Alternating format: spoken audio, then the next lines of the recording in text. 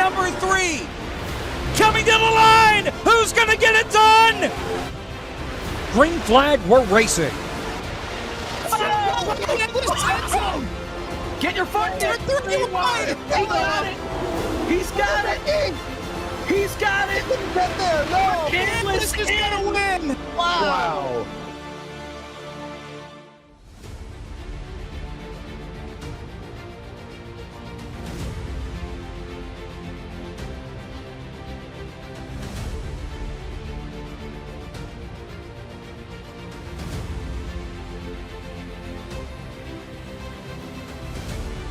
For one last time, we welcome you to the virtual Homestead-Miami Speedway as the Barr Visuals FTF Cup Series prepares to ride off into the sunset. For tonight's Team Conti Sim Performance Championship Night 400 from Homestead-Miami Speedway. Not only do we have the pleasure of wrapping up the season on FTF, we have the pleasure of doing it right here on iRacing. I want to thank the powers that be for getting that to happen. And everybody is going like 18 wide down the front straightaway. The perfect way to kick tonight off. We will let them get to work, at least for right now. Good evening, everybody, and welcome to the broadcast. Jacob Hitz here with Caleb Hoffman, Sean Butler down below. Should be a very, very fun night. The gang is back together one last time as the Barr Visuals FTF Cup Series is going to wrap it up, at least as we know it so far tonight. It's been 11 years, and this chapter all comes to close tonight, Caleb. Somebody's going to walk away with the championship. Yeah, and I mean, that's everything is riding on tonight, right? Seth Knoll, Jake Nichols, Michael Guest, Daniel Falkinghammer, the 4 with real championship shots. Frisch and Stewart, they're a little bit more on the long shot side of things as everybody has launched here in this 18-wide start formation. But yeah, these 6 drivers are going to be completely focused in on that tonight. But, you know, obviously a lot of emotions coming into here tonight. You know, the end of an era here with FTF and being here weekly with these guys for years and years. I know you and I, Jacob, but all of these drivers have come together and are coming really to celebrate this series as a whole, and looking forward to sending it off with the Gen 4 cars here at Homestead. Oh, and we are just parking lot. Yeah, that's what I was worried about. All right, well, enough of that. Go back to us, at least for right now. And Sean, this is it.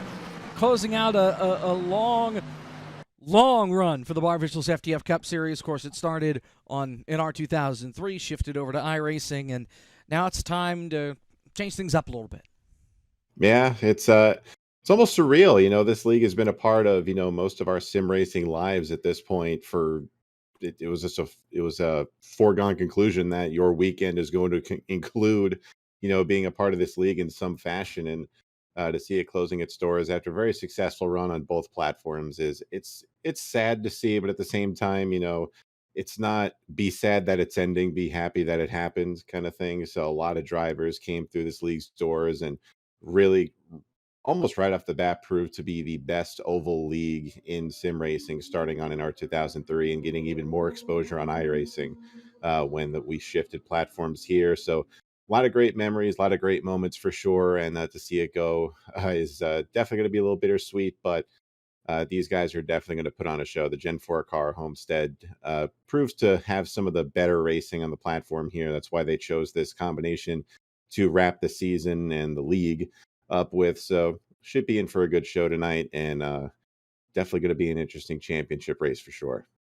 Let's dive right into that championship battle. There are 6 drivers in contention to run for the championship. Here's how points look after last week's race at The Rock. Seth Knoll is your championship leader. He won the Barr Visuals FTF 500 at Daytona at the start of the season. Jake Nichols has yet to win a race this year.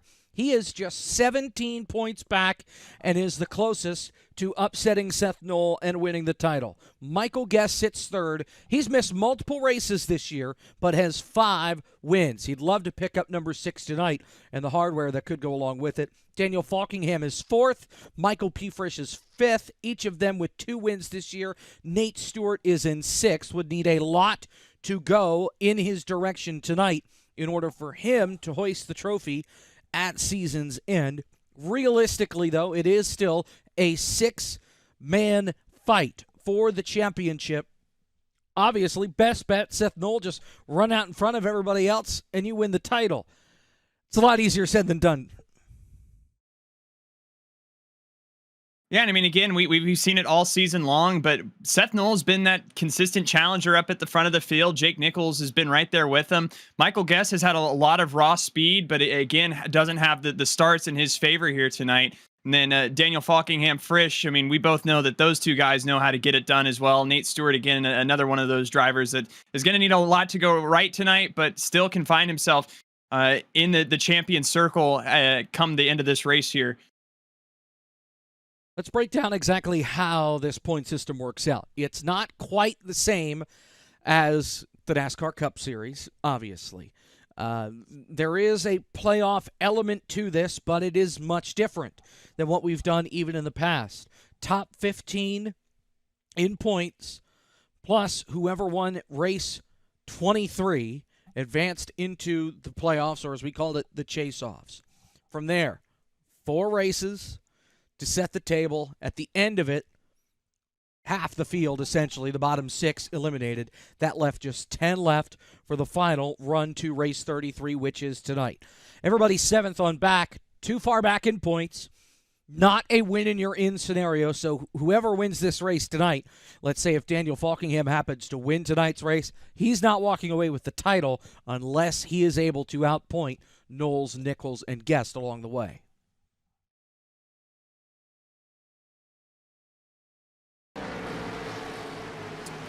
All right, let's shift now to our championship drivers, if they are available and around. And I think some of them, if not most of them, are. And we will start with the driver on top. That would be one Seth Knoll, who again won the Barr Visuals FTF 500 at the start of the year and now is trying to win the title. Seth Knoll joins the program. Seth, how you feel tonight? I feel okay. A little scared of the boys behind me, but we're in control, and that's all we can ask for. Obviously, mistakes have come back to haunt you in some aspects. The speeding penalty on pit road last week at Rockingham.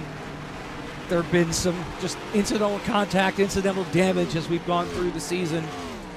What's the mindset behind just trying to bring this thing home in one piece and keep beating everybody else that you need to beat? I mean, honestly, all we can do is just try and run top 5. If that's not enough, it's not enough. Obviously, last week we sped on pit road, but can't have those mistakes. But we'll see. I mean, it's all going to come down to a long pace. It's all 367 some laps or some ridiculous number. So there's plenty of time to make mistakes. We just got to limit that. Obviously, it's a full race, 267 laps, not something that we're used to doing every single week. The last time, though, one of the last times that we ran a full race, you won it. You like the chance to bookend the season with a win? I would love to do that, but Parker's going to wax us tonight, so he's going for that record, and we know damn well he's going to get it. But I mean, we finished like 38th on the 600 mile, if I remember, or 600K, whatever it was. Can't do that tonight. Gotta try and just manage our race, run where we can, not try and beat ourselves. Be there at the end. All right, well, Kyle will get him, and maybe we'll see you at the end of this night lifting the trophy. Seth Knoll, best of luck. All right, appreciate you, boys. That is Seth Knoll, who is going after his first Barr Visuals FTF Cup Series championship. In fact, out of everybody tonight, we will have a new championship winner. Let's shift now to the driver that is in second. It's Jake Nichols. He came up just short last year. Here he is trying to avoid being a bridesmaid again. He's with Kate. Yeah, and here with second place in points coming into tonight. And Jake, I mean, we know this season for you, you've been the shining star of consistency. I mean, 22 top 10s for you, but really an exciting combo here for you with the Gen 4 car on Homestead. You know, one of your stronger combos. How are you feeling trying to take this title away from Seth Knoll tonight? pretty confident. Obviously love the Gen 4. It's I love the horsepower, just the get up and go this car has, and I've always been a big fan of Homestead, especially if we can go rip the wall a little bit. That'd be best for me and a lot of fun. And it's going to be a tough one tonight. We got a lot of obviously great competition here in FTF, and I think everybody wanted to show up for tonight since it's the last one of the season and last one of the Cup Series here. And oh man, it's going to be a brawl. It's going to be so fun. I hope we can put on a great show, and hopefully this 63 car can be in victory lane. Going for it all is Jake Nichols. Best of luck tonight, and hopefully we'll be talking to you at the end of this thing. Thank you. Enjoy the race, guys. That is Jake Nichols. P3 in points is one Michael Guest. Trying to pick up win number 6 tonight, Sean. Mike, just want to get a quick word with you here as always before this thing gets going. So you have been definitely one of the more dominant drivers this season, as we expect. 5 wins coming in, 15 top 5s, 18 top 10s, sitting third in the points this year. Coming into this race, what do you think the plan is for you to get this thing done and get the trophy here tonight? Yeah, it's going to be tough. Seth's got a little bit of a gap here, so he's performed really good. If he didn't speed last week, he'd already have it locked up, I think. So he's definitely the one to beat, so hoping I can put together a couple good stages. That's where I think I've lacked the most this year, is that I'm not normally in the top 10 on the stages. So hopefully I can make that up a little bit tonight, since we have multiple stages to work with. And yeah, we'll see what happens. Hopefully we go green for a while. Yeah, it's definitely at Homestead. We have that green field, but you never know. So speaking of long runs, I guess, I know everyone's probably going to be wrapping the bottom here to start the run, save those tires, but you don't have to share your strategy if you don't want to. But what is going to be your plan to kind of get up there? You think about running the boards here early, kind of getting that track position, or what do you think the mindset going into these long runs are in this thing? Yeah, I tried the Highline a little bit a couple minutes ago. It didn't feel super great, so I'm hoping it has a little bit more grip in the actual race. But even if it doesn't, I'm hoping we are able to move around a little bit. But most importantly, I just hope there's enough separation in the fall off. Last week it got pretty tight on the long run at Rockingham, which did not favor my driving style, so I'm hoping it wears a little bit looser. I think that would help me in the long run of this race, but yeah, we'll see. I'm just hoping that I can keep the tires on it, especially if we do go green. Now that there's no draft in the Gen 4, it's really easy to lose time and fall way behind if you wear them out for a run and start losing time that way. It'll definitely be interesting to see what everyone's plan is for this one. But Mike, I won't take up too much more of your time. If you want to get some more practice in, go for it to get this thing tuned in. But best of luck for you tonight. Appreciate it. You have it. That's Michael Guest. Now we're going to have to pause. Talking 10 with seconds our top 6. Yeah, well, this is because practice is going to end in about a minute, and then we go to qualifying. Don't want to interrupt anybody's qualifying run. So interview Michael Frisch while we're going to qualifying. That'd be fun. Sure about He'd that? be extremely happy with us. Yeah. All right, Sure, yeah, I'm all sure he'd be right, thrilled fine. about Let's go out of order here. This is P5. Michael P. Frisch, going to throw the Hail Mary tonight, obviously, to try and win your first title? Yeah, that sounds like the plan. I mean, there's really no other way about it. 6-7 points out. Oh, God, 6-7. Oh, my goodness. Why'd you have to do it? Come on, man. But, no, I mean, all tonight is about having fun. It's the last one here. I've been a part of FTF for a long time here, all the way from the NR days, and especially here from the first FTF 500. I mean, have Sean call it from his first to the last year seems pretty cool and seems pretty fitting. So hopefully there's some luck. We'll go out and win this thing with that. But other than that, it's all about having fun here.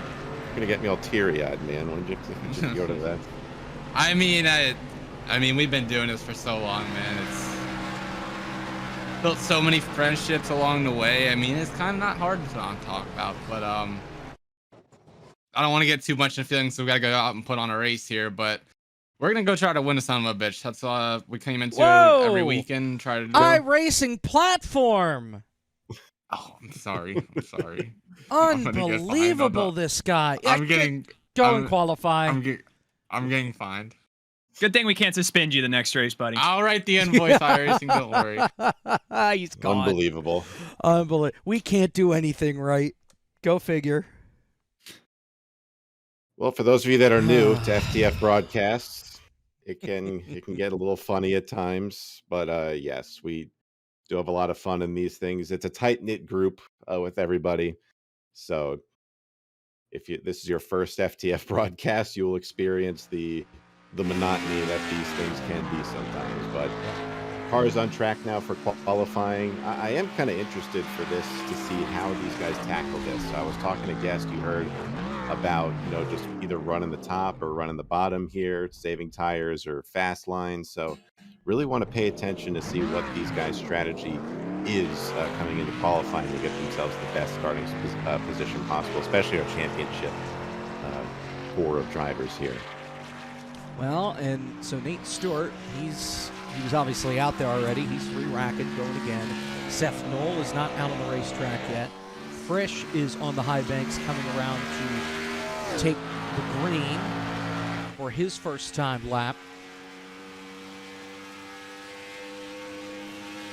One thing that's cool about these Gen 4 cars, if you haven't driven them and you are just seeing them for the first time, they automatically get hooked up in qualifying trim in the fixed races. So pay attention to the grill tape you see on these things. As you see on Frisch's car, he's got that thing all taped up in that yellow tape on the top and bottom grill. And when it comes race time, you'll see those grills open up. So nice little touch by iRacing to have those effective trims set up when it comes time to qualify. Sebastian Marin right now the fastest in qualifying, and never mind, new P1, it's Jake Nichols. That's Jake big. Nichols to the top of the board, at least for right now, with a 32.695. He was on his first lap. Guy I'm paying attention to is that 95 car of Parker White. He's making his lap right now. And the greatest FTF Cup Series driver of all time, bar none. The most wins in the series history. Looking to add one more to his mantle to wrap up this season. See how he tackles this. Goes into the corner, staying right on that white line you see. It's going to unload on him a little bit, trying to keep that throttle down off the exit. And Parker just doing Parker White things in here. Elects to go to the top in 3 and 4. I like that strategy there. That is a good call. Very smooth on the exit. Coming to the line. 19th on his first 19th lap. for Parker. Wow. He does get another crack at this. Second lap. Jake He Nichols hyped still at the Parker top. up and then he puts it Actually, 19th. we have a tie. Josh Chin and Jake Nichols, nearly identical laps. Looks like Wow. Nichols by 1,000th of a second, if that, gets it done. Here's Parker's second lap. It's better, but not by much. Puts him now 13th. Seth Knoll, P7 after his lap. 32.738. Walkingham up to 4th.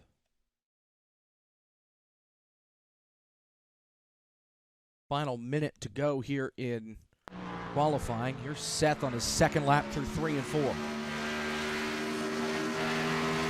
Daniel Falkingham puts it P1 at the buzzer. Oh. And here comes Seth. 32.645. Second. Put the 1 in P2. Seth improved on his lap, but still wasn't enough for Falkingham. A 32.675 for Seth. He'll still be happy with that. I mean, a front row start in the championship race can't really do much better than that. So that already gives 2 bonus points to Falkingham for winning the pole.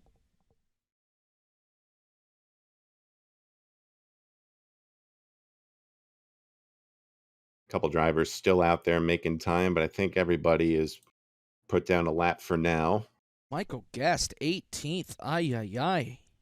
Well, again, those of you new to the FTF broadcast, Guest is heavily known for not qualifying if he doesn't have to. He likes making his way up through the field. That's why he was talking about he doesn't have very many stage points this year, because he's usually fighting his way through the field. So definitely not going to be as bad for Guest today, but definitely still has his work cut out for him. I'm being told Michael P. Frisch has been fined $50,000 by the league for his excessive language in the pre-race interview. Unbelievable. All right. So, we're in warm-up. And I think this gives us a chance to say thanks for some things. We have some messages from the commissioner, Mr. Justin Malillo. Says thank you.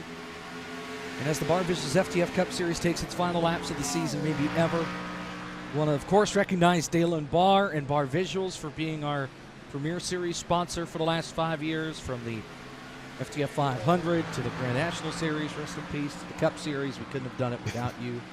Big thanks to all of our other sponsors as well this year. Team Conti Sim Performance, Oracle Rebar, and Go Sim Racing for sponsoring the in-season titles this year. Also want to thank all of our partners this year and throughout our entire history. Everybody that's raced with us. Ben Easterday for being our race control. Josh Mendoza filling in a time or two. And then, of course, Ushmucks. Zach Johnson, who, of course, on brand, could not be here tonight. And we've had to carry the torch a little bit, but we've got it done. Caleb, Sean, it's been a pleasure. A lot of different folks have been in the broadcast booth. Of course, Jordan Worth has done several of these races on bottom split over the years as well. Blake McCandless, my broadcast partner on bottom split, for that whole year. So definitely, like we were saying, this is, like Frisch was talking about, kind of bittersweet with everything going away. Like, a lot of people are involved in this. It's, to some people, it's just some, it's just some measly sim racing league. But to us that have been around it for a while, it's definitely been a lot of fun over the years. And like as Frisch said, got to meet a lot of great people and build a lot of great relationships. So definitely sad to see it go, but grateful for everybody we got to encounter and befriend along the way. I don't know about Caleb, but he's okay, I guess. Yeah. Well, you know what? Why don't we have Caleb talk with one Daniel Falkingham, who's out on the racetrack right now. Falkingham, of course, trying to pick up the title tonight as well. Yeah, on the pole is a good way to start the night. 2 bonus points for you, but yeah, tall task for you tonight to take this championship away. How you feeling right before dropping the green flag? Yeah, I'm feeling good. Wish we could have qualified like that throughout the entire playoffs, but we picked a good night to get to, I guess, the last pole ever. But I'm looking forward to tonight, man. It's been a fun ride. I've been over here for 3 years, and I've had a good time over here, and it would mean a lot to see if we can walk out of here with a title, but we got a big uphill climb to get through. So, but nonetheless, we're gonna have a fun time tonight, no matter what the result is, and but yeah, it feels good to be leading them away for the final time. Yeah, we won't take up too much of your time. Know that we're getting close to the green flag here, so good luck tonight, and we'll be talking to you at the end of this thing, hopefully. All right, thanks, Caleb. Thank all you guys. Daniel Falkingham, Jacob. And let's talk with one Nate Stewart with Sean. Nate, we are asking pretty much everybody the same type of questions here, but what is it going to take for you to bring that number 4 Chevrolet, the final Barr Visuals FTF Cup Series championship? A lot of things are going to have to go my way. Unfortunately, I got taken out of Talladega, and that kind of screwed me over in the points battle, but thankfully I'm still mathematically eligible. But, you guys said it on the broadcast, I'm going to need a lot to go my way tonight in order to bring in the championship. But, so, probably going to end up running the race a little bit different as opposed to everyone else, just trying to maximize my points tonight. With stages, bonus points, finishing position, just doing everything I can to be able to put myself into position to win the championship. But at the very least, I would like to win the race tonight, if possible, because I haven't won it all this season. I finished second quite a few times, but it'd be nice to go out with a win, whether it be the championship or the race. But a really long way to go. We'll see how it goes. Definitely will, Nate. So we'll let you get back to your pre-race routine here, rolling off P10 here. So good luck, keep that thing out of trouble, and hopefully we're talking to you in victory lane at the end of this thing. Appreciate it, y'all. Have a good one. That's Nate Stewart. Jacob, back to you. All right. Well, I believe that we are just moments away here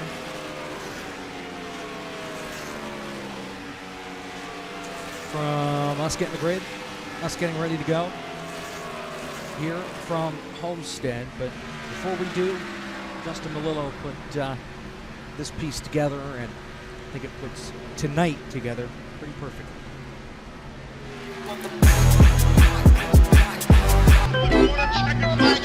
Kevin McAdams, your 2018 FTF Horizon Cup Series champion. You can't get there. Kevin King is going to win at Phoenix. Parker White, 14 wins on the season. Turn number 4, checkered flag in the air, drifting it to the line. Win number 18 gives him the title.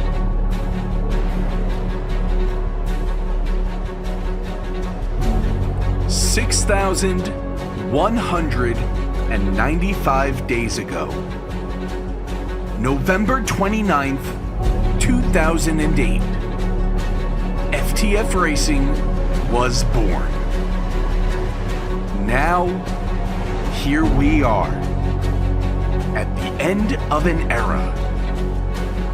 Our 393rd Barr Visuals FTF Cup Series race. What may be our last one. Tonight, we may crown our final champion. We may break an all-time wins record. We may fight. We might wreck. We could do a lot of things.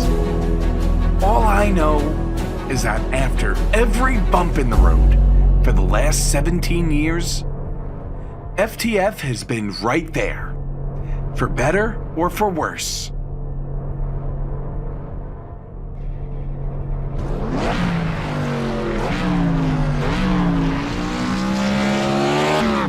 From the absolute bottom of my heart, thank you.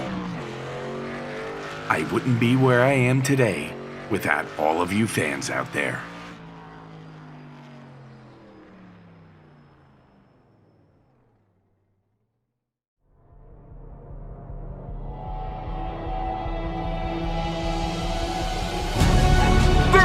Races comes down to this. A new champion is on the horizon. 6 drivers still have a shot. Who will claim the final FTF Cup trophy? Will it be Stewart, Frisch, Falkingham, Guest, the regular season champion Nichols, or the Barr Visuals FTF 500 champion, Noel? Stay tuned. One last time.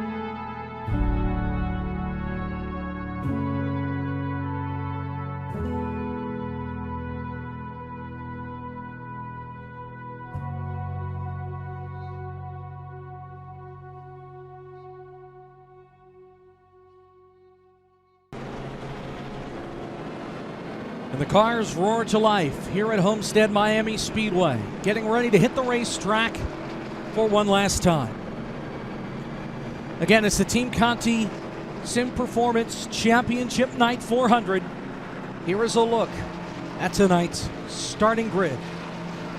Daniel Falkingham on pole, Seth Knoll to the outside.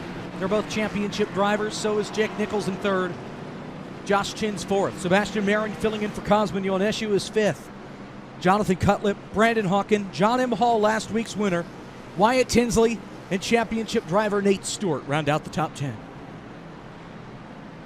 William Schmidt and Jaden Hopp will start 11th and 12th. Parker White trying to break break a tie with Taylor Morgan's for the all-time wins record here in FTF tonight. Michael P. Frisch going for a championship to his outside. Eric LeBombard and Kevin McAdams make up row number 8.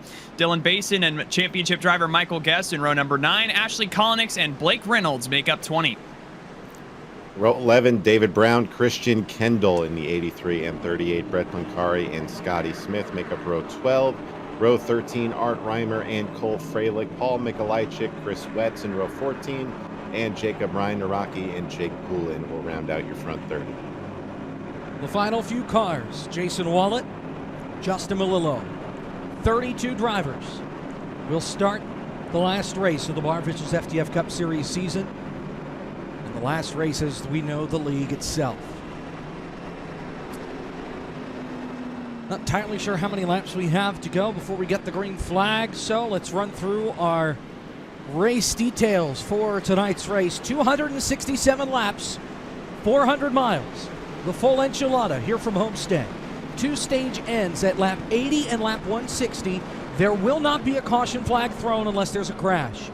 The buffer zone, obviously a crash within laps 76 to 80 would end the stage. Same story between laps 156 and 160. Restarts are double file. They will choose, I believe, off of turn number 2. And of course, we do have 3 green-white checkers if we need them. Of course, we've had a couple of races this year go caution-free, wire to wire. We'd be very impressed if we would be able to do that tonight here. 400 miles. Nonetheless, one final pace lap before we get the green flag, gentlemen.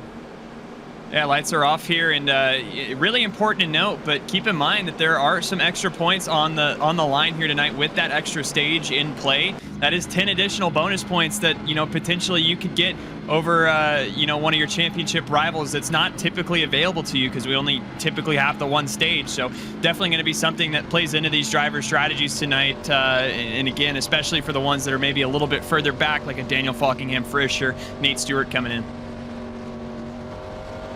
Frisch starting back in 14th. You're right on board with him. Your championship leader, Seth Knoll, starts outside front row in the second spot with Daniel Falkingham lined up to the bottom.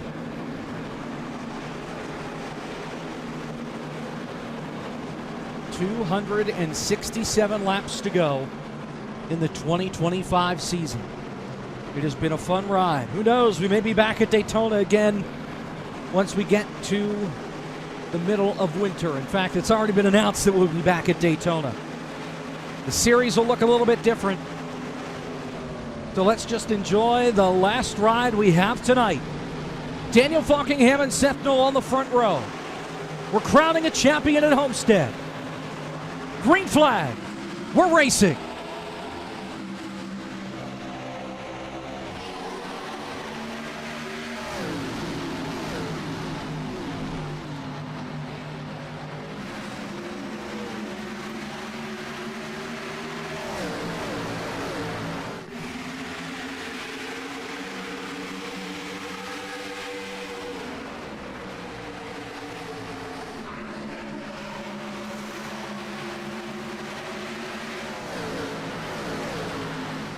Daniel Falkingham uses the bottom side, is clear for the lead at the start-finish line. Seth Knoll cuts it back to the bottom. He wants the lead. Falkingham gets his lap led. Chin using that very top line as well. Going to have Brandon Hawkin down to his inside, trying to hold strong, but too much of a run here from Josh Chin. He's going to try to be clear of that number 99 going into turn number 3. You'll see big move from Falkingham back down to the inside of Seth Knoll here. It's back underneath, of course, the red number on the roof, the red spoiler, the red windshield banner. That means they are a chase-off driver. Here comes Josh Chin, mathematically ineligible to win the title. He throws it in. He hits Falkingham. Up the hill they both go. Seth Knoll will run away with it. Josh Chin is still throwing it down there, but it's going to cost Falkingham a couple of spots. Oh, not what Falkingham wanted to have it all happen at this stage in the race. Luckily, he's able to keep it going, but this race is all about your mental toughness. Falkingham just has to put that behind him, realize what the bigger picture is, and just kind of regroup after that. But definitely a scary moment with a championship on the line for Falkingham. That could have been disastrous just 4 laps in. And even Seth Knoll to the outside there. The last thing he needs is a crash early on when everybody else can cash in on some stage points and whittle that gap even closer. Here's Hawken looking for the lead on the 1. And again, you heard what Seth Knoll said when we talked to him pre-race, was the goal is just to go out here and run ahead of everybody else and doesn't need any of these dramatic theatrics going on early, and almost got some there. A little bit of contact between those two, but we keep chugging along. Josh Chin, highest of your championship drivers right now, looking on that outside. Won't have a shot at Hawken, at least not yet. Right now, live points as they run. We'll slide in here to the right-hand side of your screen. Even if they are just cut off, Knoll still out in front by 21 points.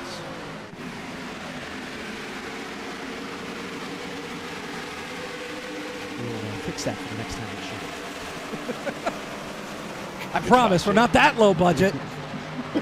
I had to slide the one line because Falkingham's name was cut off, and then I didn't realize that, oh yeah, everything else would get messed up there too. We should have just yelled at Daniel for having one of the longer names in the league. So it's okay, well, but that would have been an easier solution. Yeah. Who is in the 50? Larry Pace. Larry Pace, he is a sleeper pick in this race, so keep an eye on him. He snuck in. Very good in these cars. And he's not on the CSV.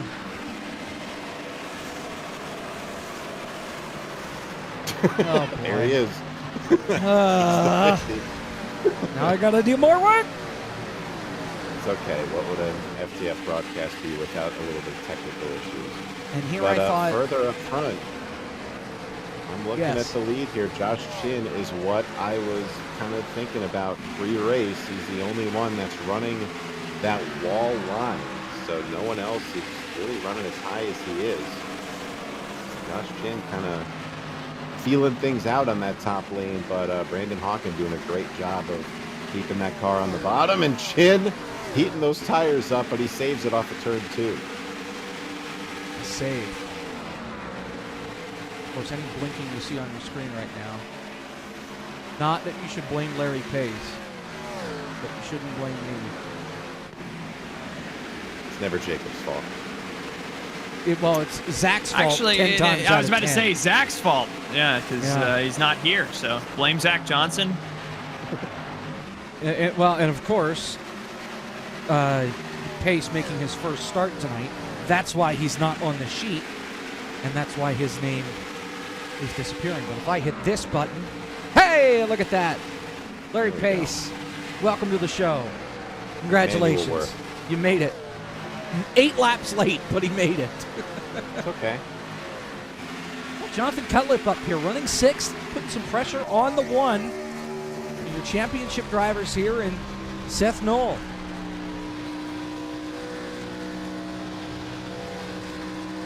Yeah, and I mean, Cutlip doing a good job up here, getting tit out outside of Seth Knoll. Hasn't had exactly the season to write home about, one top 5 on the year, but has got some good pace so far. Kind of like you were saying, Sean, this is a more of a mental race in terms of you got 257 laps still to go. So, I mean, we're only 10 laps into this thing. Obviously, a lot of race to unfold at this point, and you got to put a complete one together. But good start, at the very least, for Cutlip in the 5. Can we get Kevin McAdams? One of those things. I was just about to say that. Kevin is having some issues here. We can't even find him. That's how bad this is. He's blinked. There he is. He's back. He's having some throughput errors or issues. Like Christmas tree back here. It was constant. Blink, blink, blink. Now it's okay. Bringing an old paint scheme back for this race, the final one. This was one of his full-time NASCAR Racing 2003 paint schemes back in when the league was on that platform. So Kevin asking Cosman Yanishu nicely to make him that car. And I'm sure Cosman made it in 2 minutes. 2.5. 2.5. And look at this. Jeff Gordon. There's Cosman's car right behind. Not teammates, by the way. Correct. That's Sebastian Marin, who's just filling in for Cosman tonight. And a couple cars back, if you see the 00 of Jake Poulin in the default, I don't have a paint scheme on NR.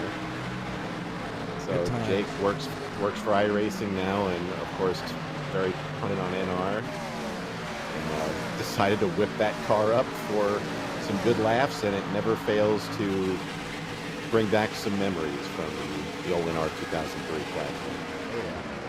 He's in the house car, I think we called it. Trouble for John M. Hall. He has blinked out. Now, he won last week's race at Rockingham, but he has fallen out from the session, or is in the process of falling out from the session. So tough break for him because he had a very, very good run last week. Of course, we did go wire to wire there without a caution. Here's Hawken, Josh Chin. Yeah, Chin taking the lead away. Mathematically eliminated from playoff contention. But that doesn't mean you can't go out here and try and win a race. Got to have fun. It's fun to have fun. What we do each and every Saturday is have fun right here on FTF. And now on iRacing. Well, how about your Parker White update? 10th as he makes the pass here on William Schmidt. Yeah, it was a pretty savvy move there. He actually got to the inside quarter panel of Schmidt and just pushed him up the track. I've been kind of following along. Again, everybody that has watched any of the races in this series over the past 2 or 3 years have come to expect domination from Parker White. So to see him back here in 10th, just kind of minding his own business, it's a different cadence and a different style for Parker, but certainly expecting to see him continue to ascend through the ranks throughout this run and the rest of them later tonight. Definitely going to be one of those drivers in contention. No championship on the line for him, but going for win number 8 on the season and the record breaker. By the way, I forgot to do this in honor of Zach Johnson. Weather graphic. Oh boy. Air temp 83 degrees. Track temp up to 91. Winds not too bad. Partly cloudy skies. If we could get that sun to set, it'd be fantastic. Because it's hard to read about half of these car paint schemes right now because of how blinding the sun is on the turn 1 and 2 end of the racetrack.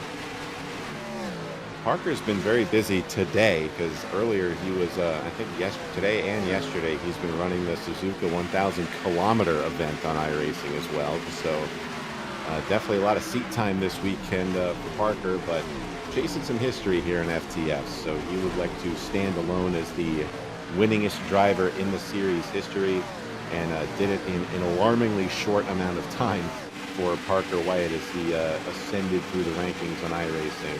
FTF was just practice for Parker at some points. He was completely dominant in a couple of seasons here. As we look, John Hall just coming out of pit road in the iconic number 49. Had that to blink out there, so he's now back on the racetrack, 4 laps down.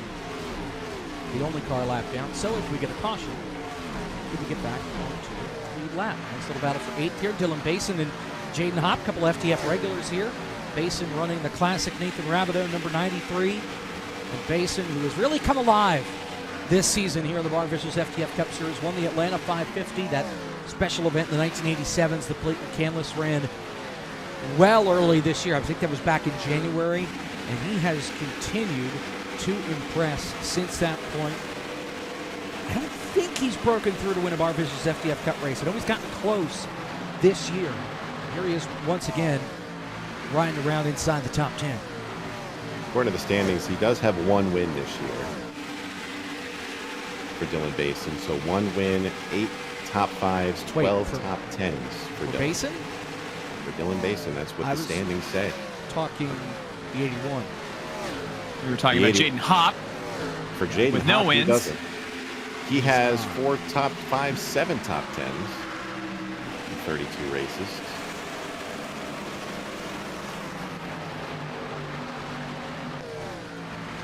Basin was able to sneak a win back at Richmond back in August, which feels like it was 8.5 years ago. Yeah. Just infatuated by that 93 paint scheme. Hasn't really changed much, but for Nathan Rabideau, it's like the same on every single car he runs. If we can get a close-up look at it at some point, it's definitely one of the most mesmerizing paint schemes you could see on the service. I don't want to see the PSD file of that car because it could crash my computer if I try to open it. Let's see if we have the technology here. Whoa!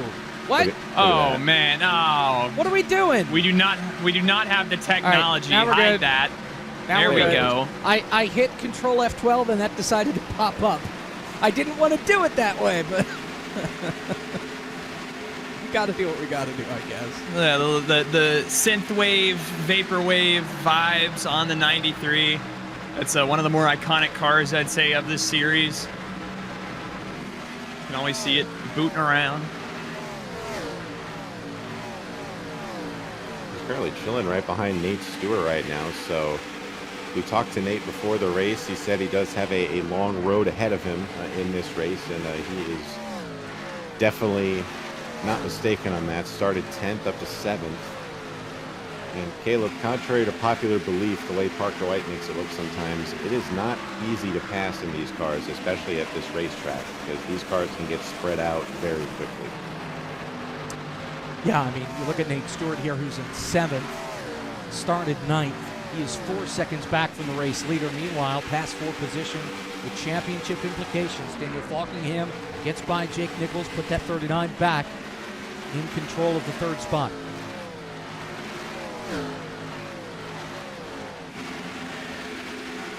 Just for now. Sure if that top lane, just not sure if that top lane is the way to go at this point. We saw, maybe everyone other than Josh Chin make this work, but Nichols has slid back a little bit. You see Falkingham, but it's so good on the short run, but on the long run, the tires do not like being up there throughout the duration of a run. They get too heated up, and they will hurt the handling on these cars big time. As we see the live points slightly fixed. Yes. We can see the numbers a little bit better now. Correct. Amazing technology we have in 2025. They jumped there with Nichols completing the pass on Falkingham, so 13 points back is Jake Nichols. Oh, Falkingham will lose. With Knoll being in 6th, he would need some more help. He would need Knoll to slide back a few more spots. Even if Nichols were getting to the lead here, that would not quite be enough. Get him a lot closer, though, because we get 2 points for leading a lap. We're going to do 11. So we already talked about the points at the top of the show. Points where the race winner gets 100 points. 2nd place picks up 96. And obviously we're going to add stage points in there too. Those are normal compared to NASCAR. First gets 10 and so on and so forth. So nothing crazy to explain there. Dylan Basin getting a connection warning from race official Ben Easterday. I looked over, saw a lot of red on time and scoring, and wondered who blinked. That explains it. Had some throughput errors, and we see the old race control and Ben Easterday. So shout out to Ben, did a great job in race control all season long. Him and Josh Mendoza tag teaming all season. We definitely appreciate all their efforts. Race controlling is not easy, and it can be very boring at times, but we definitely appreciate those two for all their contributions and work this season. Both did a fantastic job as always. See Michael Guest here running the wall. Michael's still sitting here, hasn't made up very much ground. He's currently in 12th. But again, we have a long way to go in this thing. Gets the run on Jaden Hopp, dives it into 1. He should be taking over that 11th spot. He's got Frisch right behind him. Frisch staying up there on that outside line to 58. Can't make the move there on that low side. And now Jaden lets him go. And I mean, for Guest, it feels like he's doing what he's done all year. He's up 7 spots from the drop of the green flag 30 laps ago, and it's been a hard-fought battle each time. Michael P. Frisch right behind him, trying to go for his 2nd spot gain since the drop of the green flag. Both of these guys, again, your bed's kind of just right here for right now this run. I don't think you're magically going to find another 5-6 spots. So what I'm most curious about is, again, with the full length race distance here, as the sun continues to set and the track continues to cool off, just seeing where the guys go in terms of just searching around this track for grip. And you've already started to see a little bit of that, but I think you'll get a lot more of it as we progress to the night. I just hope you guys saw just how close Frisch got to the wall in turns 3 and 4 there, in front of the wall there, because I mean, you could barely fit a piece of paper between him and the wall. That's how close he was. So the closer you can get to it, the better. There we go. It's the exact same way in the real deal. You know, we've seen numerous videos from Cup drivers on the service. Anthony Alfredo's posted a bunch detailing this track and how the wall works and just the proper way to run the top here. And these guys, it is very fun, but there's that fine line of, you could overstep it just by an inch and you are losing ground like crazy. So yes, there's a lot of positives to running that top side, but you slip up a little bit, drive it a little too hard in the corner, it can turn into a negative and a big one in a hurry. Got about 31 laps in the books here in the season finale of the Barr Visuals FTF Cup Series. Josh Chin is your race leader. Seth Knoll is currently your championship leader. Brandon Hawken has the fishing pole out. He is closing in on Josh Chin. This gap has fluctuated a little bit. It was 0.3 a lap ago. It was down to just 1/10 there off of turn number 2, and here he comes on the bottom of the racetrack. You know who loves to see this too is third place Jake Nichols. As Hawken and Chin side by side here, we'll see Chin will have the advantage up utilizing that high groove. But fastest car amongst the three of these guys was Jake Nichols that last time by, and he's within a second.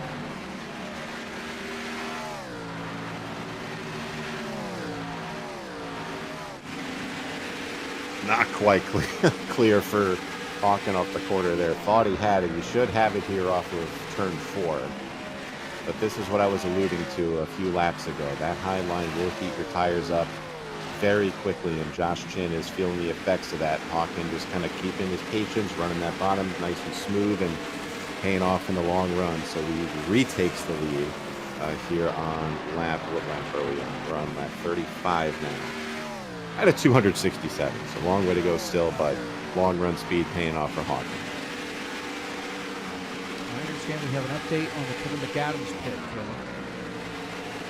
Yeah, he came over the radio this last time by. It sounds like some FPS issues. Said he's running at 25 frames right now, and obviously that would be excruciating to drive when you're only getting 25 frames per second. Extremely stuttery. Can also affect the input of your wheel, make that a lot more jittery. So not where you want to be. In 24th right now, 36 laps down so far. Well, he's not 36 laps down in the race, not 36 laps down. 36 laps complete in 36 the laps, automobile event. The automobile event. We got a good little battle happening around the 8th position. Parker White, Dylan Basin, Wyatt Tinsley, Michael Guest. A lot of FTF regulars and a lot of race wins here in this bunch. Obviously with Coach Parker. Series drivers too, with the talent around here.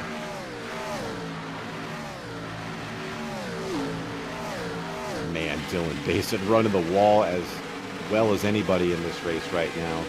But Wyatt Tinsley in that Tony Stewart car, making that bottom lane work. I love this roof cam of the guys running the top lane. So there are different ways to do it. You saw Frisch kind of diamonding the top of the racetrack here, and Basin just kind of enters right on the wall and kind of drifts down a little. Houdini. Goodbye, Wyatt Wyatt. Tinsley's gone. He's blinked out. Poof. We just watched a man disappear. Meanwhile, we've got a battle for second. Here comes Jake Nichols underneath Josh Chin, and he'll take over the second spot. I'm not going to talk about anyone anymore because, and that's because when I do, Josh Chin's pitting. Strategy call? And he's not the only one. Take a look at this, guys. Nate Stewart is in. Dylan Basin, Larry Pace. Pit windows open, 38 laps in. We're almost halfway through the opening stage. Some strategery here in the first stage. We'll see if anyone else follows through with these guys. A lot of these guys on the same page in terms of strategy.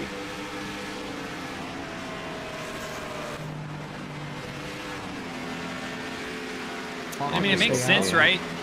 Seth Knowles in. Championship leader. Oh, man, really overcooked it getting onto pit road. We know he had the speeding issue last week at Rockingham. No black flag for him. Guest is in. Frisch is in. David L. Brown and Cole Freilich, among others. And these races tend to go long. Not very many cautions in the early and middle stages, so a speeding penalty would be devastating, especially for our championship contenders. Justin Malillo snuck into the broadcast booth. Hey. Brendan Hawkins is on the pit lane. Who's this guy? Yeah, Malillo, who's running 22nd on the racetrack right now. Hi, Justin. Hey, guys. I wanted to come up here and explain that we have decided for the end of stage 1, we are going to throw a caution.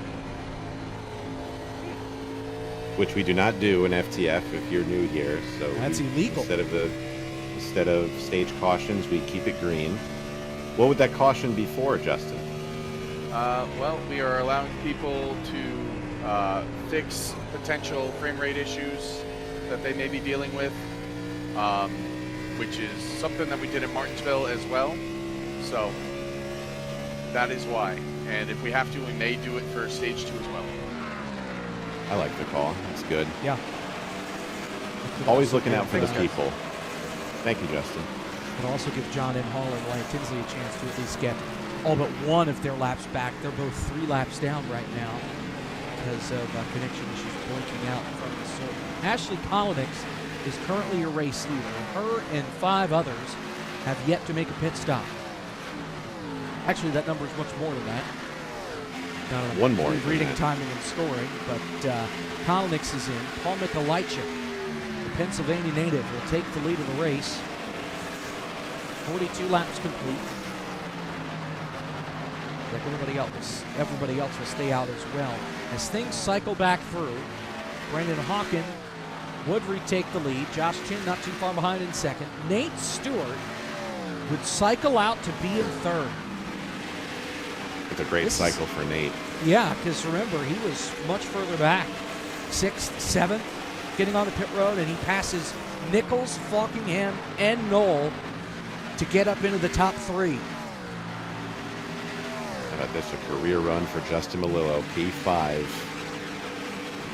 What a drive. About to be 4th as long as he stays out here. He's going to pass Ryan O'Rocky.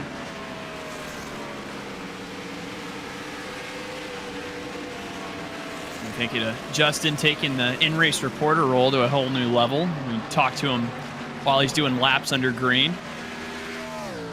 Man of many talents, Justin Malillo comes in, explains the rules of the race going right now while running in the top 5. Is there anything this man can't do? Unprecedented access here on FTF now, iRacing. Another shout out, Jake Poulin, P2, Art Reimer, P3, as these guys are just running their gas tanks out in this pit cycle. In on the points. Newly reformatted points. Hold on, I did something that did wrong. Uh-oh. Well, this is where we'll talk for a little bit to buy Jacob hit some time because, as you know, here on FTF, numbers not the strong suit. Well, yeah, I slid what I thought would fix the. All right. Well, I just want one more pixel between the number and the border, Jacob. Back to That's the all I border. need. Between the number and the border. Oh, on that side. Yes, correct. I can do that. Work on that. Do that for you. Yeah, no, I mean, the championship's always so stressful, not only for the drivers who are in there racing with an entire season worth of work on the line, but for us because it's a validation that we know how to count, which is not always the case. Justin Malillo is off and away on the pit lane. That's going to give the lead over to Jake Poulin. He and Art Reimer now the only 2 that have yet to come down the pit lane. should, at the end of the cycle, hand the lead back off to Brandon Hawken and Joshua Chin trying to chase him down right now.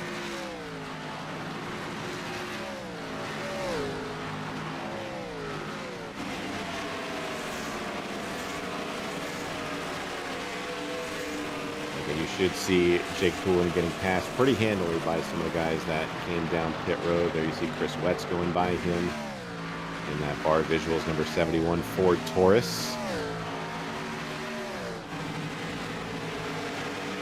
It's still surreal seeing this body of car in iRacing.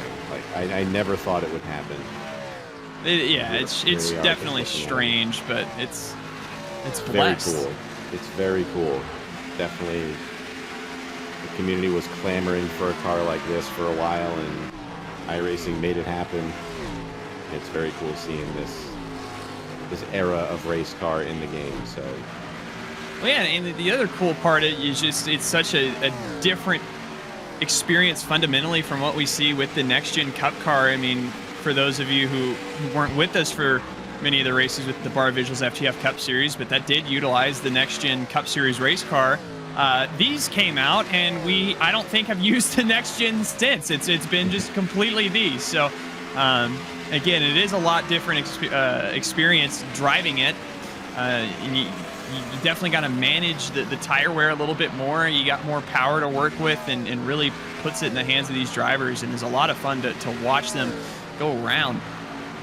This season especially has been I don't want to say taxing on the drivers, but it's been a more difficult season because not only have we run the next gen and the Gen 4, we also integrated the 1987 NASCAR Cup Series cars into these. So these guys have had to get familiar with 3 different sets of vehicles in this season, and just to be competitive. And it just really shows just how skillful, all these guys are in this league, and how good they are in multiple disciplines of vehicle and iRacing. So I really like the idea. I really like the variety that this season showed.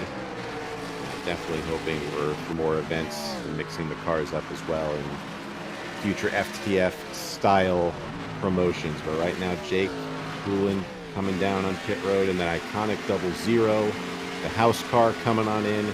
Art Reimer going to stay on the racetrack in the number 85, so he will assume the lead.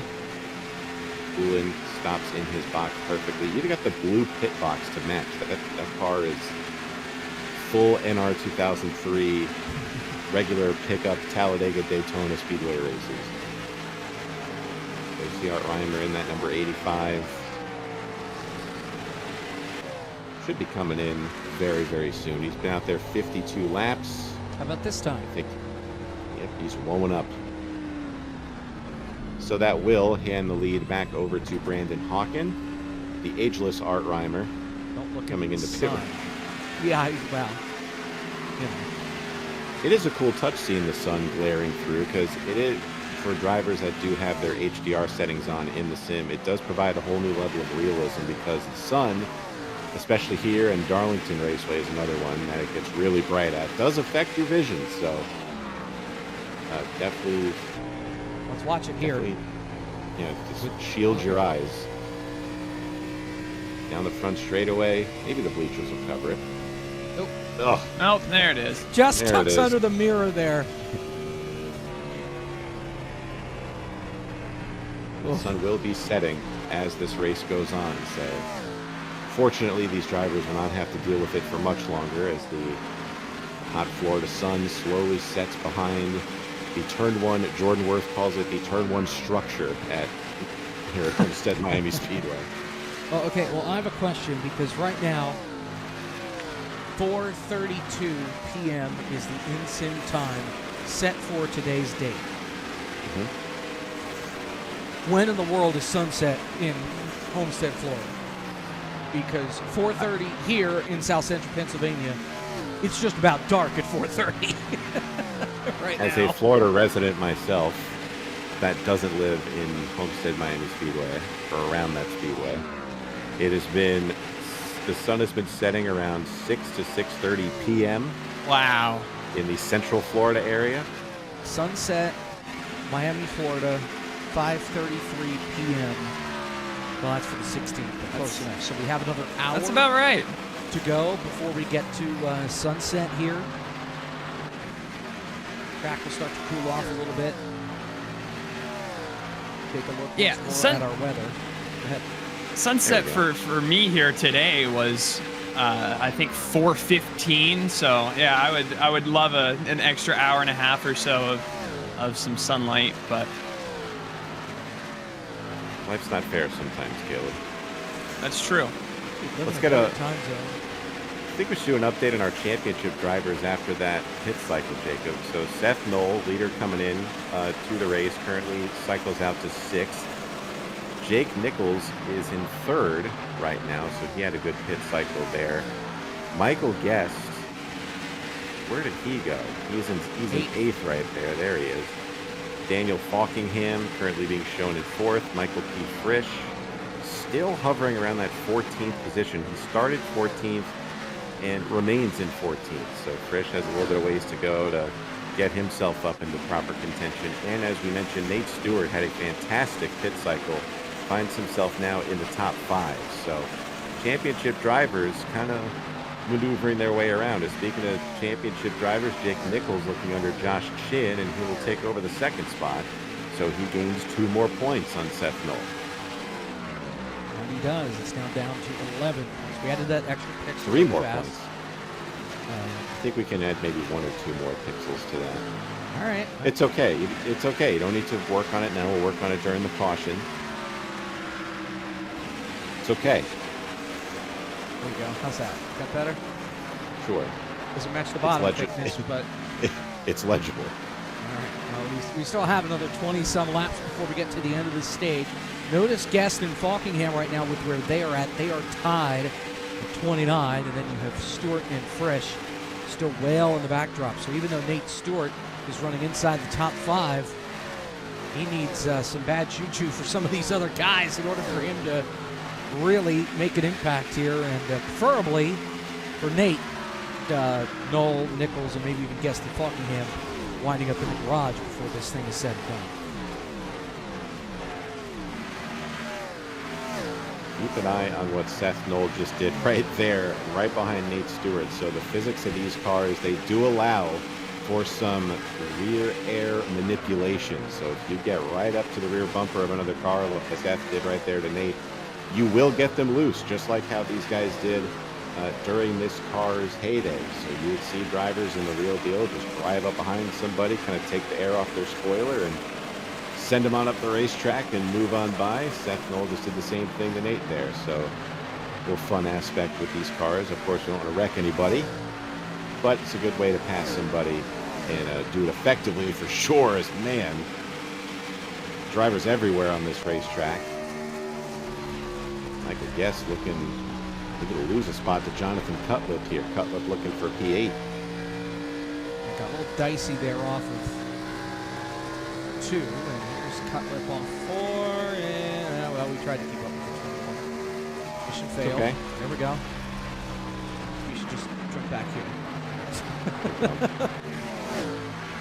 Look at Parker White. This line is interesting at Homestead in that black number 95. Raised the wall a little bit there, but if we can maybe stay on him for how he's going into one next time. He and Michael Guest I've seen run this line a lot. So you see Parker just right up against the wall. Knows exactly where the limit is in this corner. I want to see if he does it again. He drove it into the bottom/middle lane. Is he going to do it here? Not quite. So he drove it into the bottom, washed all the way up to the wall. And we've seen drivers use that line and be effective with it. So Parker still trying to figure out what line is fast, but a lot of time to go, and these guys will eventually figure out what they need to do. As look at all the lines being run here. Guest on the bottom. Yeah. Gaggle. Cutlip in the middle. Basin on the top. Parker on the top. Textbook Homestead. What did Guest say in the pre-race? He's like, I hope we can move around.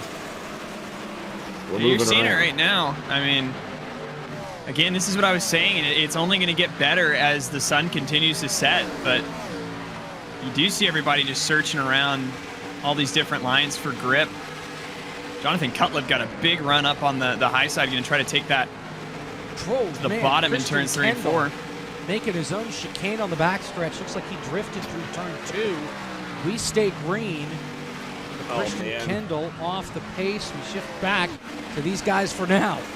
Parker White just had a crossover move, took the air off a guest rear spoiler off of turn 4, and that's going to allow him to make this pass going into 1 and 2. He clears himself with a bit of a slide job. Basin clips the wall off of turn 2. Another guy we haven't talked about is Sebastian Marin. He started from the pits. Keep in mind, it says he started in 5th, I believe, on the scoring, but he rolled off from the pit lane. Oh, what a move here, 3 wide down the front stretch. He picks up both spots, 2-piece. What? He's going to clear them all? What a move. Oh, man, and Parker White about wrecked him. Oh! Chaos down the backstretch. Any part of that. That was a monster save there from Parker. I mean, yeah, Marin parked it on the nose there, and a great job from all 3 of those drivers to not bring out the first caution of the day. Go back and take a look at what happened with Christian Kendall a couple laps ago. Obviously, we saw the chicane and the smoke after. He's right in front of David L. Brown here. Does David do what I was talking about? Does he take the air off his spoiler, or is he? No, he's not close enough. He just lost it. Oh man, what a save! That thing was heading straight for the inside safer barrier. Nice catch there.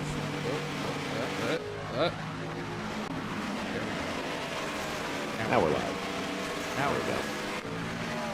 In a minute. Whoa! Oh no! Basin hit the wall and about lost it. I don't think he's going to be up by the wall for the next couple laps at least. After that. Yeah, just having to run down here at the bottom where it's a little bit safer. You don't want to worry about it, and especially for Michael Guest. You don't want to see that happening right around you. Again, you award stage points here in 10 laps, so not only do you need to hang on to what you got, but got to try to pick a few more off here to keep the gap as little as possible. Guest has got to be saying, why are you doing this around me right now? Then of all the people you could be around, why are you doing this to me? Yeah, you could be, like a Seth Knoll or a Jake Nichols. You could be doing this to right now. It'd be perfect. Rear base's car, just the rear tires might be cooked on that thing. He had a lot of smoke coming out of them for when he bounced it off the wall and saved it. So we'll see if he has to cool him down a little bit to regain. Okay. He's gone. See, 2 times I talk about people and they disappear. I don't know why. Bad omen, Sean. I don't know. Quick, Sean, talk about Juan Soto. No. Bryce Harper to the Yankees. Wow, what a breaking story. You know what? Go ahead, take him. Sell the team. Let's start over. You knew it was coming at some point. Rangers Suarez to the Braves. Oh man. That's freaking my heart out and doing the tap dance on it. 10 to go, now 9.5 to go here in stage number 1. So we made it 70 laps before the first sports reference of the night that didn't involve these race cars. Absolutely just pulled a 3-letter network there, cutting away from an active pass going into the corner. Let's go back up to Nate Stewart. Nate had a moment off of turn 2 on lap 71. Got a little loose off the corner, but he saved it. I think this is the grip. I don't think the grip would be this low level. You see a lot of guys doing this. So watch that 4 car coming off the corner. Whew. A little bit. Didn't walk as much. Doesn't look like much, but it's enough. It's enough to get your attention and panic. Yeah, but again, Nate's car is looking like it's not handling how he wants it to right now. So he's got, I believe that's a lap car. That's Scotty Smith behind him. Got the 23 car. So Nate just, I think, looking to make it to the end of the stage here. Again, per Justin Malillo, we are getting a caution at the end of the stage. Again, we don't typically do that in FTF. We just keep on going after the stage ends, but this will allow drivers experiencing any technical issues to get their systems reset. What happened here? Cole Freilich is off the pace. That's a teammate to the 4. Right front is broken. Meatball flag for the 15. He has hit something hard off of turn number 2. He will stay green. So limp it on the access road. Back to pit lane. Let's take a look and see what happened. So Ashley Kolonix behind. Yes. She's a very clean driver. Don't think she had anything to do with this. Cole washes up. Oh man, that is a hard hit. Maybe taking the air off the spoiler. Maybe. A little bit. Thing I can think of there. Cole looked like it was going around way before Kolonix got to the rear bumper. Let's see, Kolonix up by the wall. It was probably a combination of both, I would think. Caleb's eye is better trained than mine. Dylan Dacey is yelling over the radio. Important note, too, while we were in that replay, but we were talking about Michael P. Frisch being stuck kind of around that 14th spot. He just got past Parker White to break into the top 10, into that stage point territory here with 5 laps to go in stage number 1 and trying to pick off another one here with Michael Guest in front of him. He probably could get by Guest as well. He's been fast. Guest a little loose off of turn 2. See what way Frisch decides to go here. And obviously, Guest, who is 3rd in points coming into tonight, needs every bit of extra help he can get to stay in touch with both Jake Nichols and Seth Knoll. So if I'm Michael Guest, I'm not letting this go down without a fight. And you can see him on that outside using these top 2 lanes, but that's mid-corner speed for Frisch right now. Just too much. He's clear. Oh, Guest is in the wall a little bit off the corner.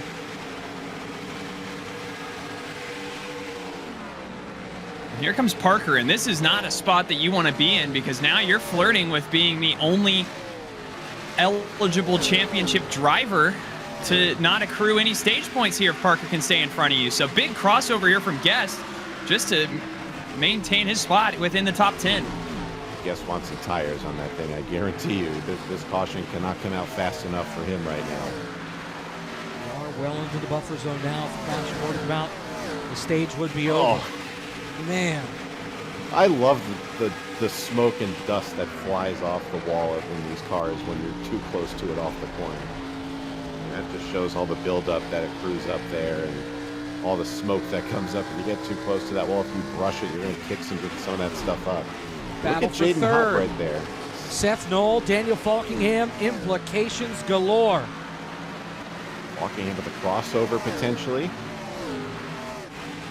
Oh, Seth clears. That's a big pass for Seth Knoll. And Falkingham's not going to let him go yet. Coming to the last down lap to the of the inside. stage. Brandon Hawkins is pitting. Is that what I saw? That might be old. Disregard that. I was going to say. I do not believe so. Well, but he just had a moment because Jake Nichols caught him by like a second. I swear that gap was 2 seconds. Guest has fallen to 13th on the last lap here in stage 1. Battle for 3rd looks like it is over. Brandon Hawkins off of turn 4. Oh, he's in the wall! Oh! Hawkins in the wall, but he wins the stage. Green and white checkered flag is out. Hawkins wins the stage, then Nichols, Knoll, Falkingham, Cutlip, Marin, Chin, Stewart, Frisch, and Parker White. Oh, Michael man. Guest gets zip. Stage point 13th. 13th for Guest. A disastrous last run of that stage for him. Yeah, puts him in a really tough spot going forward as well. Especially, I mean, yeah, Jake Nichols got 9 stage points out of that. Seth Knoll got 8. Tough, tough, tough.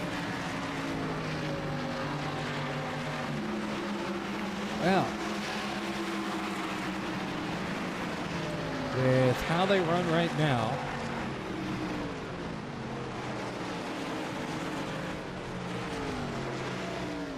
definitely a shakeup for everybody that is not Seth Knoll.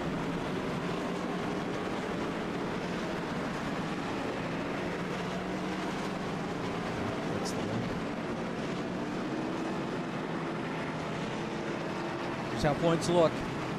Knoll 16 points above Nichols. Falkingham 36 back. Guest 53 back.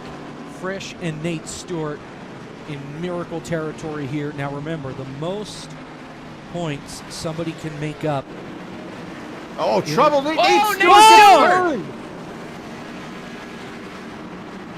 What happened? A big checkup going into pit road, and Nate Stewart was the victim of it. And that Nate, is absolutely disastrous for Nate. Yeah, he's going to have to go to the back of the field, essentially, because he's going to have to pit again. Replay. So this. Watch this Frisch starts, behind him. It's the 76. Just trying to find a spot in line. They're trying to let him in, and then they stop, and Nate Stewart is the victim of the accordion there. It doesn't look like there's very much damage to his car. Or Frisch. Let's see what Frisch sees.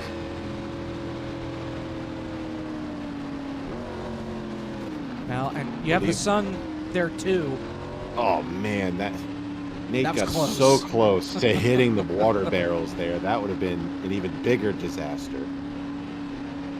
Well, and 2 out of that, Jason Wallet was a lap down. So I mean, I don't. Right. Yeah. Just trying to fit himself in there, and that is a real tough break for Nate. I mean, in terms of track position lost, damage-wise doesn't look too bad, but again, you're talking about needing a miracle, and it gets that much worse for the number 4. Ryan Rocky stays out. He is your race leader. Warm them tires, Ryan. It's only been 39 laps since he was last on pit road, right? Ryan Naraki is very notorious for these type of calls. He will stay out, get himself a lap lead at some point, and plummet through the field after the green comes out. But now, because... Well, no, he wouldn't have led the lap, would he? He would lead this one, I think. I'm thinking Nate.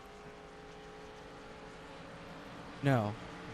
So he did not lead a lap. I was going to say the only caveat there would be he gets 2 points for leading the lap, but he didn't lead a lap because we're going to spawn out. The leader had already crossed the line by that point. It would be an interesting way to get 2 points if that's how it played out.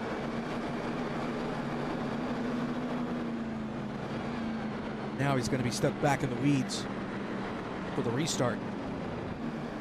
And here comes... Ryan Naraki. There we go. There he goes. Get them 40-lap tires off of that car. You know what this does, though? Lap lead. Car 63. 2 bonus points. That puts him even with Seth Knoll because both have led a lap now to this juncture.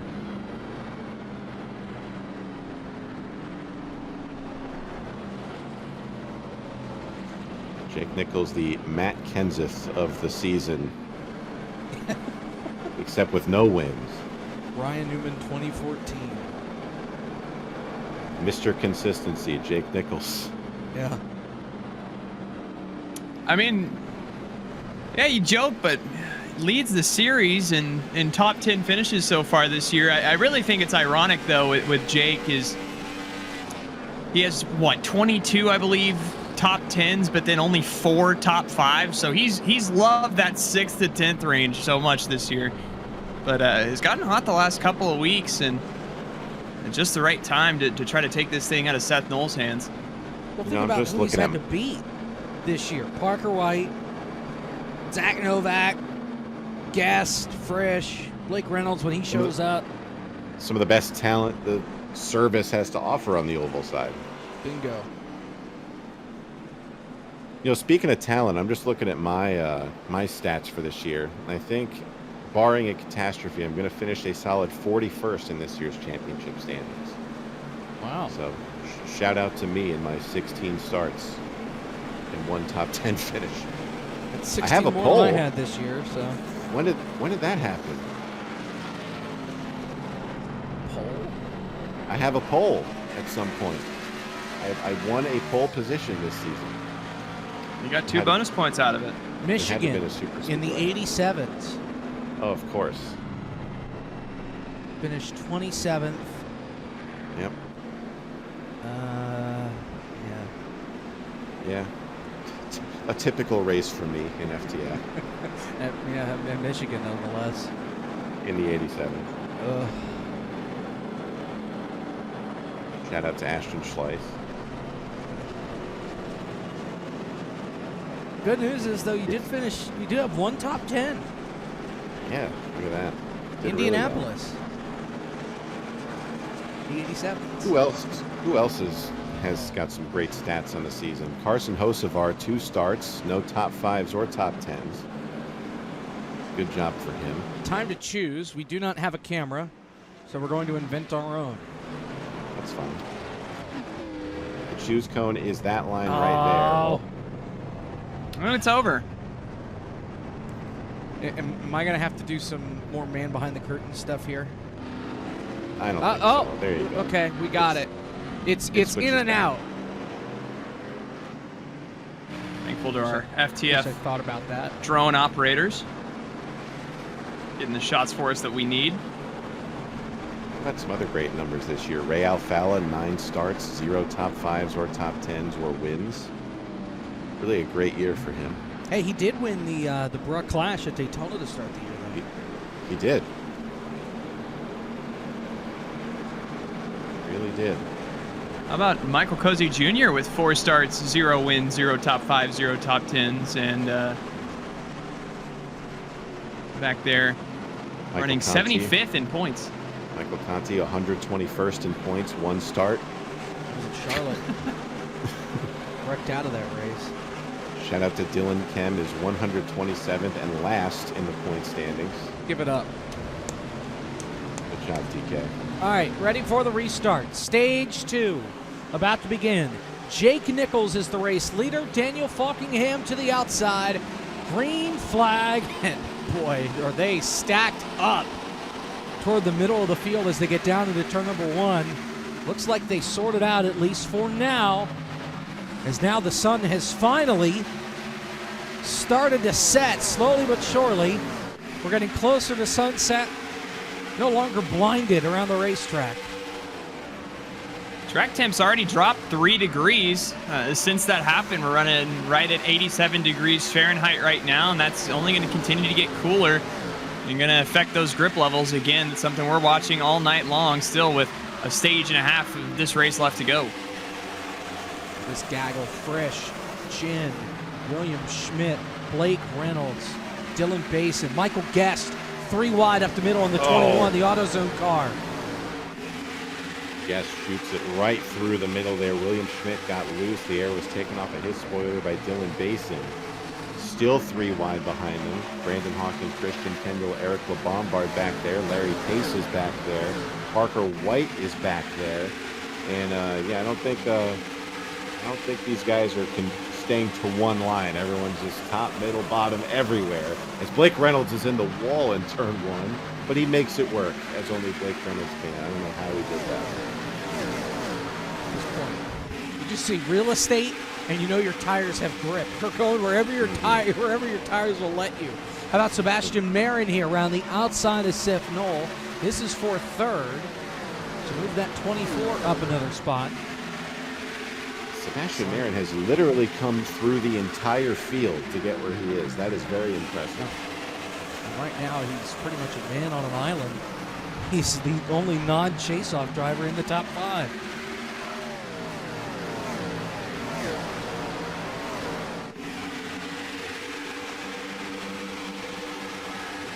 And again, this group really throughout the entire midfield is still so much fun to watch.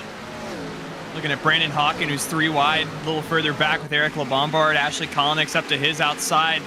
They got to be careful because they all have runs on William Schmidt and Dylan Basin, who are side by side up ahead of him. So, I mean, again, there are so many different lines and runs that you have to negotiate and operate and keep track of in your head here. It really makes this challenging from inside the driver's seat. Update on Nate Stewart. Had a moment back there. Yeah, he did have one there off of 4. Here's Nate back in 24th spot. 4.5 seconds behind the race leader. Whoa, contact up in front of him. That was Rocky bouncing off of Wyatt Tinsley. We stay green, though. Jaden Hop looking to the outside of Nate Stewart.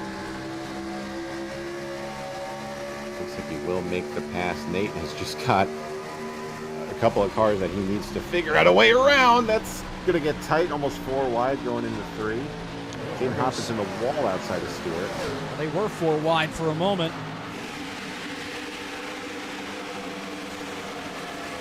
Nate is saying, get me out of here right now. I'm picking up, I'm scared. I'm tired of this, Grandpa. Ooh, one car, little chicane action going on. Blake Reynolds, big save off at turn number 2. I think it was a little bit of contact between he and Dylan Basin. Fantastic save there from Blake Reynolds to keep that thing going straight.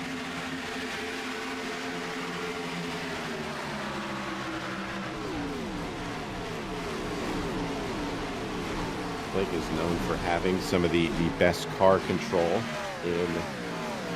in the sim. Those Coke Series fans remember a few years ago he had arguably the greatest save in the series history at Las Vegas. And he was middle 3 wide, facing the inside pit wall, and somehow corralled it, didn't hit anything. There is footage of that if you'd like to look through that. I believe it was 2018, so no surprise Blake was able to corral that one. It was a pretty good one. When was that? Last year? 2 years ago? 87's Atlanta. Blake McCandless. I think it was Atlanta. Where actually you got into it, Sean. And Blake drifted it through the whole corner and kept on going like nothing happened. Full disclosure, he told me to do that. Or no, he didn't tell me to do that. He said, I bet you won't do it. And then I did it. And then saved it. That moment happened. Yep. Nichols continues to click off laps at the front of the field. Right now with Seth Knoll in 5th. The gap is trouble. Caution, Brett Art Burkhardt. Reimer and Kevin McAdams back straight away. What happened there? It's our first caution flag for contact. 96 laps in.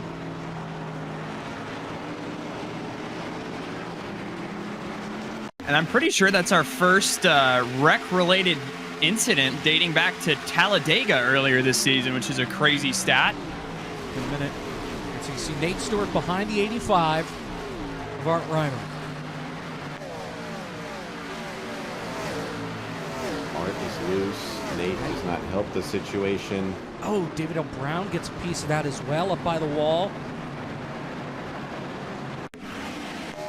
All right, Sean, I think there may have been some contact right on board with Nate. Let's see, because I think Art got the air taken off. He's loose there. And then finished him off. Yeah. I mean, not much Nate can do there. He was slowing down. I mean, you hear him just burping the throttle a little bit. On board with Kevin. Let's see how he unfortunately gets involved in this. So there's the incident on the bottom lane there, just ahead of the 71. Him and David Brown coming off the corner. Oh. Nothing Kevin can do. Going to be hefty repairs for that 26. One of the co-founders of FTF. Not how he wanted the final race of his league to go. Pit stops and split strategies for the playoff drivers. Seth Knoll, Daniel Falkingham in. Jake Nichols stays out. Him and 3 others, Chin, Reynolds, and Wetz. What do you think of that call, Caleb? Yeah, I mean, I was trying to see the race control ruling there. They called it on Nate, and then there's a little bit of dispute back and forth, but at the end of the day, it's going to be placed on the 4-car. That'll be an EOL penalty for him, and a bad day getting worse for Nate, who is trying to work his way up from that pit road incident and will now have to do it all over again. The pit road incident that was not his fault, by the way. Two tires for Nate Stewart. But he's got to go to the back. That would have been his call. Yeah. I think he's going to go and get just get the lefts now then, because he's got to go to the back. But Jake Poulin also takes 2 tires here. He's going to take the track position unless he decides to come back in. Which it looks like he is. Yeah. Huh. Well, time for our favorite, choosing this time, choose. Courtesy of Ben Easterday up in the race control booth as we get to lap 100. Stage is set. Pretty interesting restart, I think, coming forward. Obviously, we get to rebunch the field back up. Jake Nichols, Daniel Falkingham, Michael P. Frisch up in 6th. The highest it feels like he's been. Michael Guest back inside the top 10 with some fresh rubber. Seth Knowles falling back to 12th. So we've shuffled up these championship eligible drivers a little bit. We'll see kind of how that unfolds over the next course of this run. With about 60 laps to go the rest of this stage. Well, we have a new championship leader. Is it me? Okay. Close, though. Jake Nichols to the top. Wow. 8 points above Seth Knoll.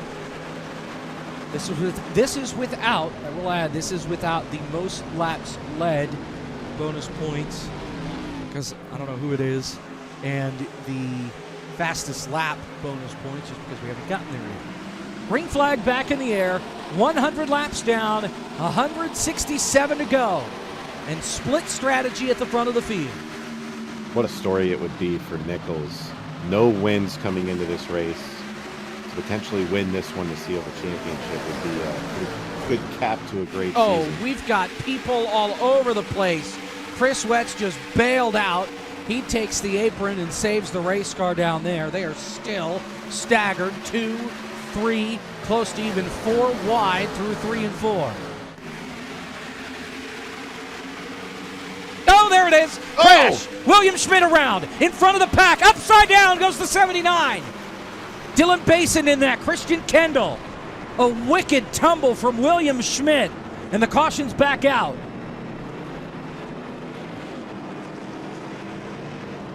Well, what's the common principle? Cautions breed cautions, and we get everybody together on a restart that ends in William Schmidt tumbling wildly down the front straightaway here in Homestead with multiple drivers involved. I saw Parker White, Ryan Naraki got a piece of that, Larry Pace with significant damage, Dylan Basin. Go back. Take a look there. You see Wetz on the apron. We'll check this one out from high above. I don't think I've ever seen anybody flip like that at Homestead. Watch the 93 there in the middle. Dylan Basin. He washes up, just touches that black car there. That's Larry Pace. He thought he was clear. Parker White involved in that, the number 95, bottom left of your screen. I think Paul Mikolajczyk missed it somehow. I think he did. Ryan Naraki, I think, got a little bit of it. Happened right behind Seth Knoll. Wow. That would have been insane. And yeah, for Schmidt, I mean, he just comes back up into that outside wall, and I think Parker tags him right in that passenger side front fender, and that contact is enough to jolt that 79 up and over, and he's just along for the ride at that point. We'll go on board Dylan Basin here, and you can see he just tags him and takes a wild ride himself. A lot of damage to the front of that 93. How about Paul Mikolajczyk? through the fire and the flames. Watch this.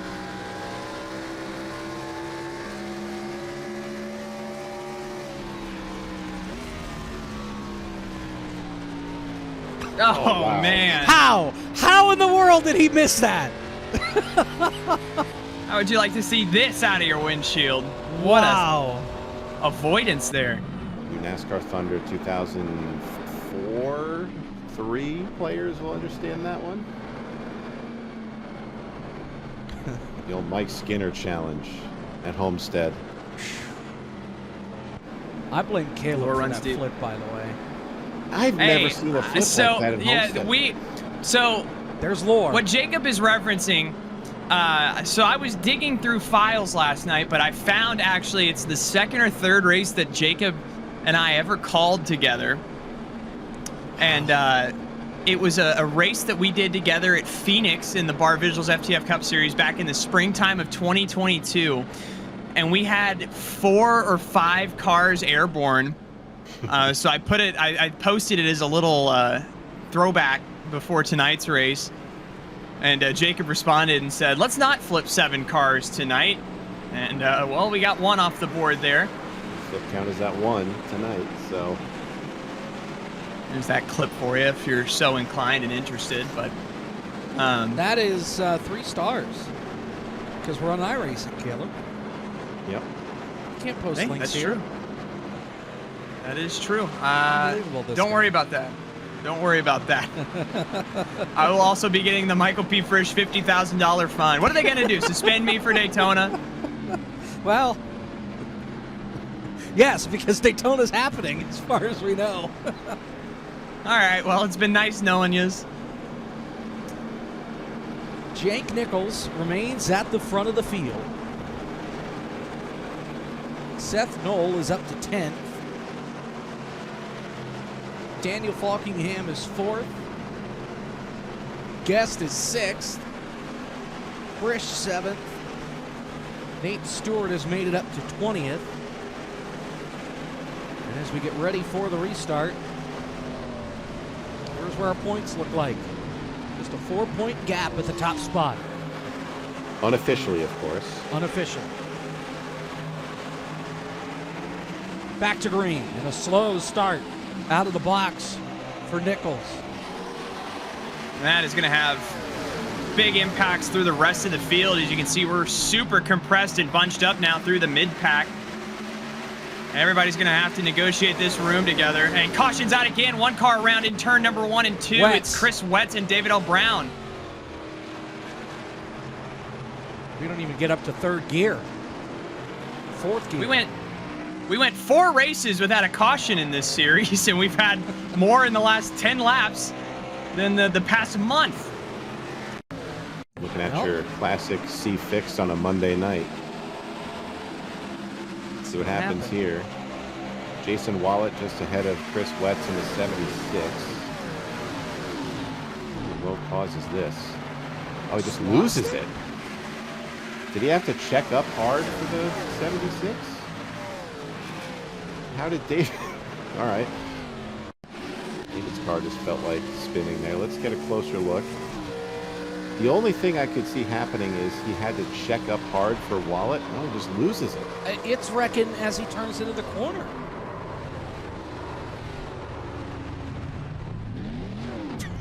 I mean, David the car itself he just wanted to stop and make sure that Wetz was okay, I think, there. You were doing some extra debris checks, I guess, in 1 and 2 after the last caution. I mean, I don't know, but I'm kind of confused on how David was involved in that. We got more pit stops. Blake Reynolds will take him and his 25-lap old tires on a pit road. Same with Josh Chin. So Jake Nichols is going to be, he's going to have the oldest tires in the field. He's got 25-lap tires. Falkingham, Guest, and everyone else behind have 9-lap old tires. How will this play out? I like it if we keep getting these cautions strung together, but I mean, there's no guarantee that's going to happen. I don't like it if we don't, so that's... Yeah, it's a gamble for sure.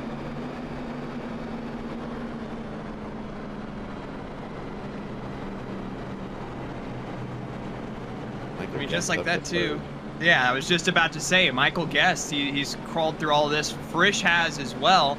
Both of these guys up inside the top 5 for the first time today, and Guest has a real shot, you know, at maybe trying to take the lead away on this restart if he can start behind Jake Nichols. I was about to say, is he pitting or choosing? He's pitting. No, he's choosing. Okay, I was about to say. Calm down. I got anxious there for a second. I was about to heavily question. It's okay, Sean. We're okay. His thought process there. By the way, we do joke a lot, as you guys have been able to see, but just want to thank all of you for watching on the iRacing platforms, the Twitch and the YouTube as well, for hanging out with us, experiencing what a typical FTF broadcast is like. And I just want to thank you to iRacing as well for putting us on tonight. It's a big honor for us. And couldn't be happier to see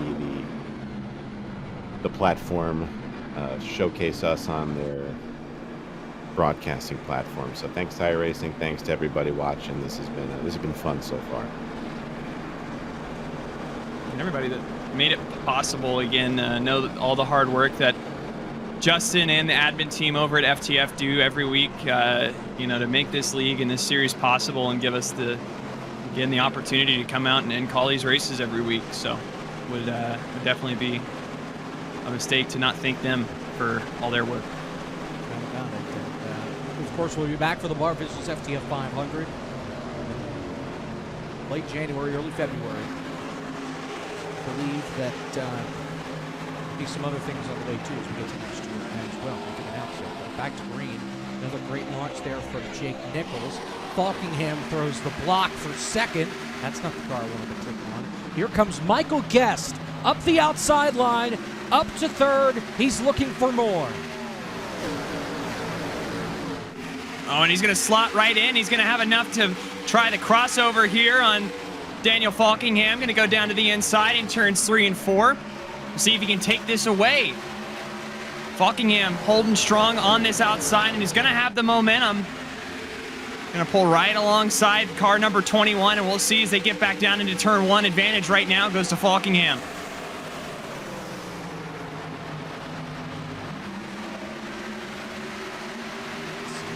Get that bottom side to go. By the way, black flag Chris Wetz for causing the caution. Wreck score and all that, so he'll have to come in and serve that. Here comes Seth Knoll up on the outside, trying to put himself back into championship form. How about Seth? He's How gonna about have a Brandon big Hawkins? run.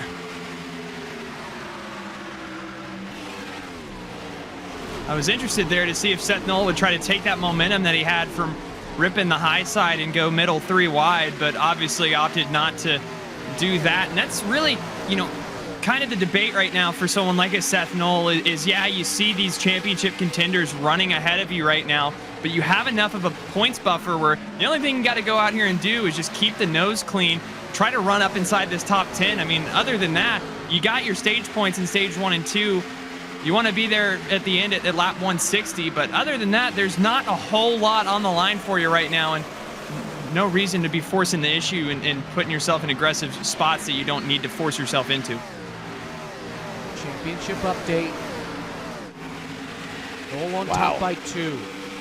Nichols right now has the fastest lap bonus points with a 32.7. Everybody else in the 32.8s or slower. How about Jake Nichols, though, Jacob? I mean, he is on 16-lap older tires, and he's just driving away from these guys right now. Cruising. I mean, if I'm the rest of these championship drivers, I'm making note of this, saying like, hey, if Jacob has this clean air and these older tires, it's clearly a big advantage. So I wonder if these guys are going to put that in their back pocket for the latter portion of this race. But remember how many of those laps were under caution, though, too. Right.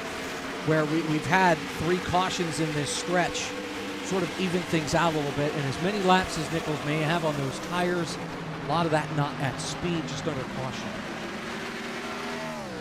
Where it may only be a 5 to maybe 10 at most lap advantage for everybody else over Nichols instead of close to 20. I mean, the good part of this, though, for Jake Nichols is the further you drive out on the front end of this, I mean, that's the extra stress and pressure that you're putting on guys like Falkingham, Guest, and Hawken, who have to wear their equipment out, chasing you back down just to get to you for the lead. So, I mean, the other part of that, too, is Jake Nichols obviously going to hit a point in this run where those tires do fall off. But for right now, I mean, ride the hot hand and just try to put as much of a buffer between you and second as possible. And that's exactly what he's doing right now, up to almost a second and a half over second place. Hawken peeking around here on Michael Guest for that third spot.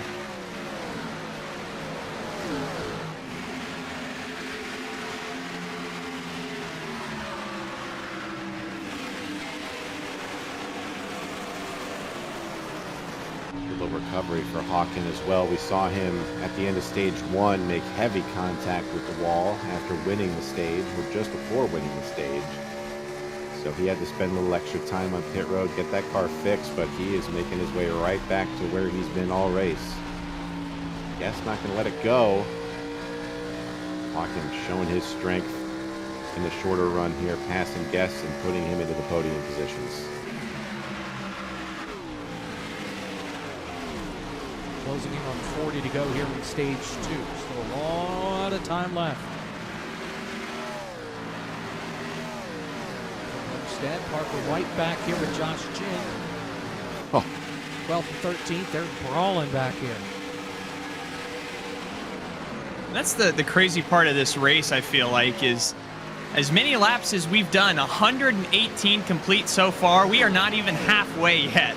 I mean, there is still plenty of time for this race to unfold, and had a little string of yellows there. We'll see if we can get back to the green flag run side of things like we saw for the first 80 or 90 or so laps. Parker White and Blake Reynolds still going at it here for 12th. Big run here for Parker. Going to take this down to the inside of John Hall.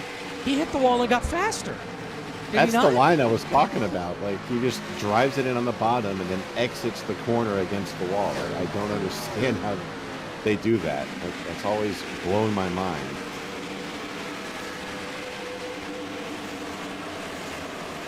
Another driver we can shout out there, Wyatt Tinsley in the 20.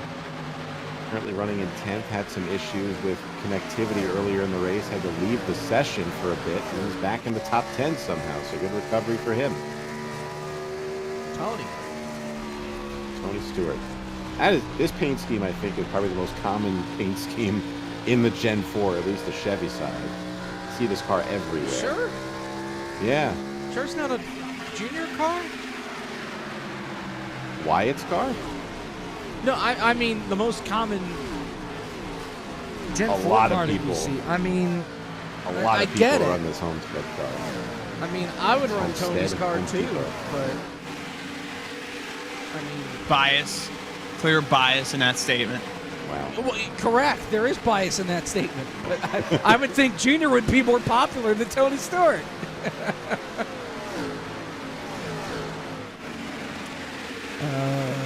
Art Reimer wants an update on Ashley Collins. Right now in 23rd. Jason Wallet all over the back. Ashley's had some close calls in this race.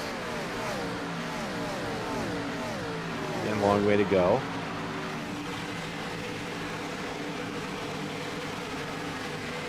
Kevin McAdams with no bumper in the 26th, P26. Oh, there he is. That thing is mangled, but he is determined to not DNF in the final race of the league for now. Leaving the modified class. Just rip the hood off at this point. For those of you that have been watching since the bottom split days, he's currently leading the modified class. Battle for second. Hawken takes it away from Falkingham down the backstretch. I'm just super impressed with Hawken. I mean, those of you know he's a heck of a driver, but man, he has shown a lot of speed and his recovery drive from hitting the wall. Here's Seth Knoll as well, P5. Looking to gain some more precious points on Michael Guest in the championship.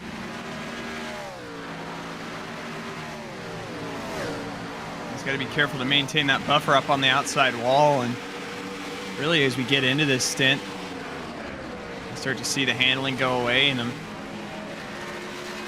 getting interested. We've fallen into this kind of transition state between day and night, where, I mean, you know, the sun's not fully gone away, but the track continues to cool off, and grip levels go up just a little bit. There's our Zach Johnson weather report again.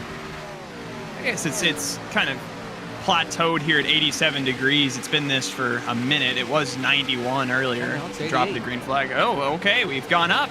Doing it for I Dale. don't know how that is possible, but yeah. Doing it for Connor Zillish, excuse you. Booked out Florida. Florida has it's a mind of its own. As a Florida resident. Florida man himself. Thank you. I am a Florida man, not the Florida man. You might be Florida man. Hold on, we've lost Michael Guest. Guest. Okay, he's back. He's back. Houdini wearing 21. Everybody calm down, we're fine. Panic.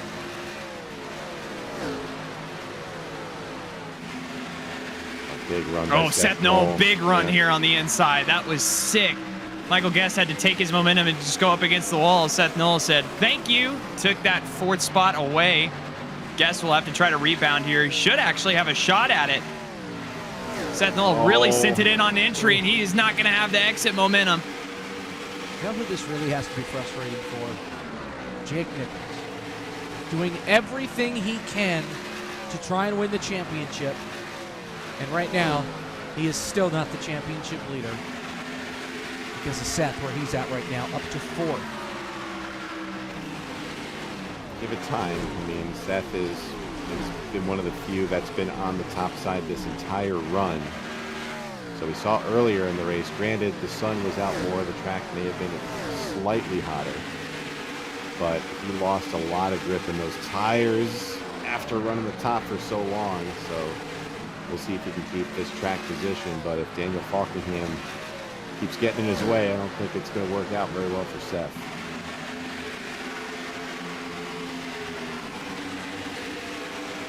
Points as they run right now, and now Knoll picks another one up.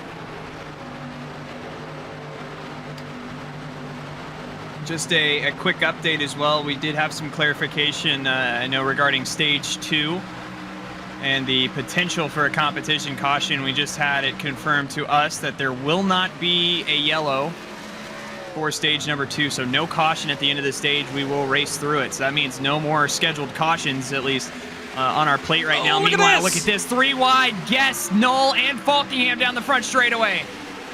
Aaron just waiting in the wings. You know who else might be loving this is Michael Frisch, just sitting just behind these guys, watching them chew their tires up. Did Aaron just get the wall there, or was that Seth?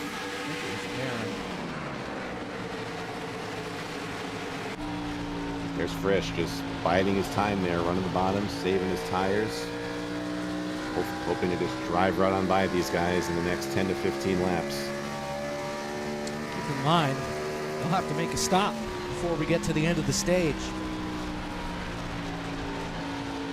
Jake Nichols will have to stop way before these guys. He's currently on lap 48 of his tire run. So if this stays green, he will be on pit road considerably sooner than the rest of the field. And again, the cautions threw a wrench into some things, right? But we had seen, you know, right about that 40 lap mark, splitting the stages in half was when everybody was pitting. So Jake Nichols has already gone 9 laps past that. And again, granted, doesn't have as many laps on those tires, but the fuel side of the equation definitely has to come into play. And I think Nichols, I mean, we should see him come down anywhere within the next 5 to 10 laps at max, I'd say. Sebastian Marin with a humongous run off of turn 2 is going to clear Daniel Falkingham into 3. I'm telling you, man, it's Sebastian at 24 driving for a customer on a shoe has been fantastic in this race so far. By far past the most cars. I would not be surprised if he wins this thing when it's all said and done. I was going to be happy at least.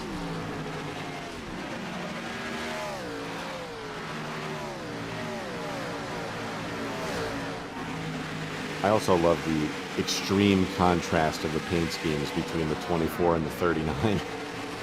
See that amazing design on the 24, right. then you go back to Falkingham and it's hours of time and effort. Pink. 2 minutes.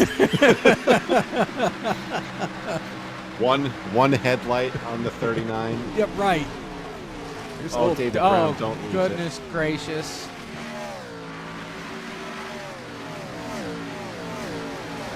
Hold on to it, David. And remember, David was somebody that had a chance for the championship. He's been strong all year. He did make the chase-offs, did make the top 10 in this final stretch. It just has not had the run that he has needed. There's some 3 wide back here with Jaden Hopp. Yeah, it has been an unfortunate second half of the year for David L. Brown. I mean, really coming out of the summer stretch, he was one of those primary championship contenders with guys like Jake Nichols, who led so much, and then Seth Knowles obviously gotten really hot as the chase-offs have gotten underway, but unfortunate end to a disappointing into the second half for David L. Brown. Meanwhile, this battle has continued to simmer. Fastest car on the racetrack, 24. Telling you, he's going to be there at the end of this thing, barring a catastrophe. Whoa, let's see him. Yes, gas. there it is. You see him work the air off the bumper of that 21 car. God, I love that. That was dicey. I don't love it when that happens to me, but it's fun to watch. Coming down the hill off of 4, big run down the front straightaway. Is he going to take it going into 1? I don't think so. I just look to take the air off the spoiler again. And he closes up so quick in the middle of the corner.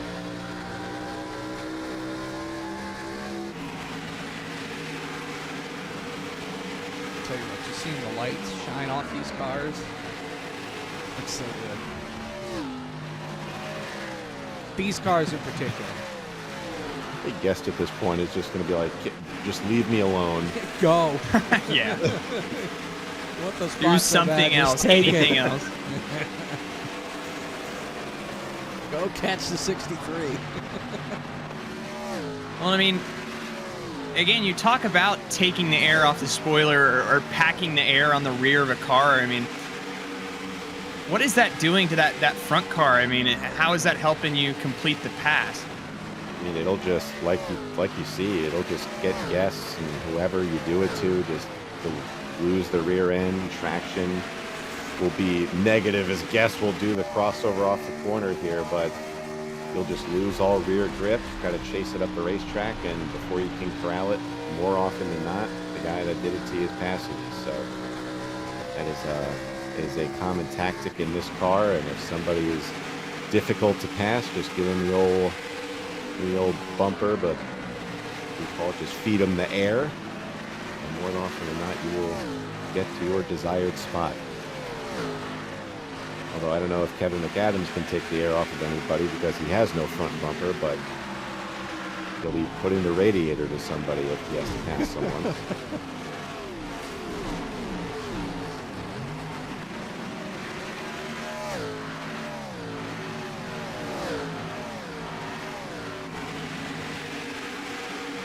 It is cool though, Jacob, with the refined lighting system here in iRacing that they came out with a while ago. It just looks, the night races especially, these cars, and Jake Nichols is pitting from the lead.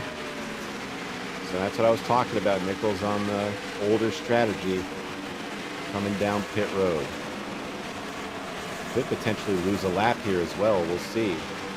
But if everybody else has 4 to, tires and 2 for him. everybody has to stop here before the end of the stage, he should cycle out ahead of everybody. Let's see what the rest of the field does.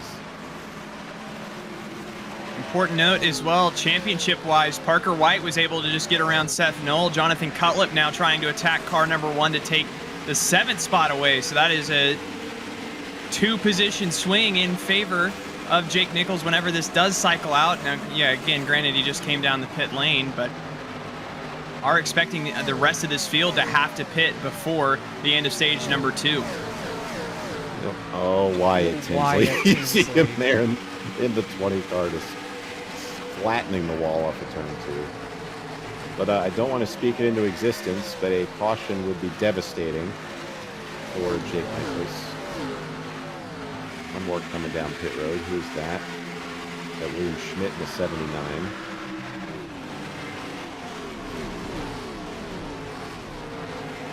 And this is what I was kind of worried about with Seth Knoll, guys. I mean, we saw him run in the top 5, and he has slowly dropped through the field as his tires have worn down. So he might be another one that would love to see this caution come out sooner rather than later for the stage. And look at Jake Nichols back there, just Superman on those new tires. Look at that purple and blue car right there. He's going to pass these guys like they're standing still. It's always so interesting, yeah, when you are one of these cars that's out on older tires and you see someone just blow the doors off of you. I mean, you just don't even realize how much you've fallen off. And close call, it was that Wyatt again in that outside wall. And he hit the wall again off of turn 2. Same spot, same way. And Jake Nichols at this point, Jake is just saying, please, nobody crash. Right. Oh, and Wyatt is crashing off of 4! That's the caution! Oh, no. Hard into the inside wall, and he has shortened that car front and rear. The caution that Jake Nichols did not want, he gets. Sean Butler, the jinx continues, and the caution's out with 16 to go in stage number 2. That car was, me and Caleb saw it, it was not happy off of those corners, and we'll see.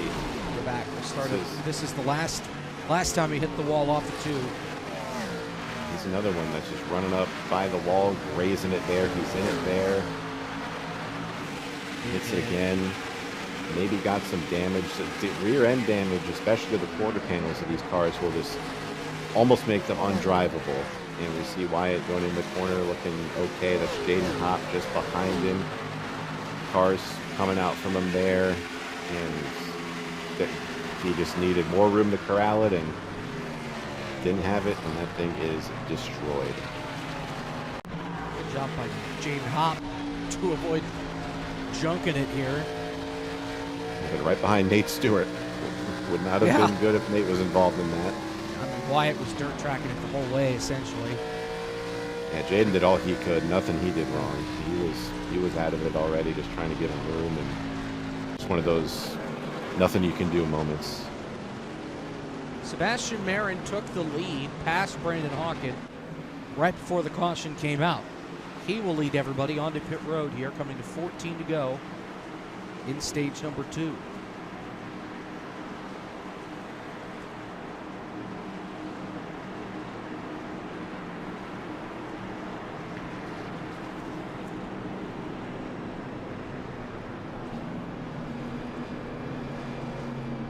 All right, who mixes it up here on the strategy? Yeah, is anyone crazy enough to do a 2-tire stop here? I'm looking up and down pit lane. Don't believe so. Seeing double digits on the stopwatches here, so no one was crazy enough to do it there. Now, Jake Nichols is currently being shown as the race leader. He will have to drop to the tail end. Did he get the lucky dog? I believe he got the lucky dog. Okay. What do you do if you're Jake? I mean, he's got the older tires now. Granted, it's only 6-lap older tires. Well, as long as you're the lucky dog here, might as well pit. Starting tail ends. Unlimited tire sets, right? At least top off on fuel. Yeah.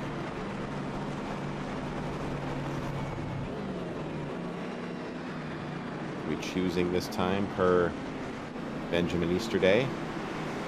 Well, Jake is going to keep it on the racetrack. You will have to pull over and let everybody go. Correct. And he will, I believe, have to go to the tail end of the longest line, so his choose will not be worth anything.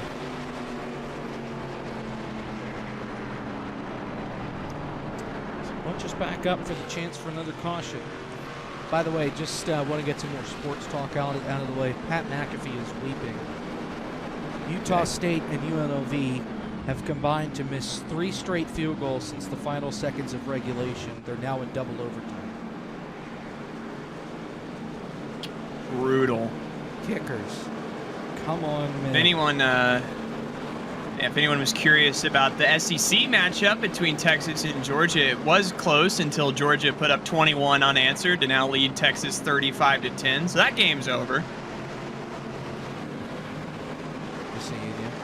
Shout out to Navy upsetting USF. We'll be seeing you.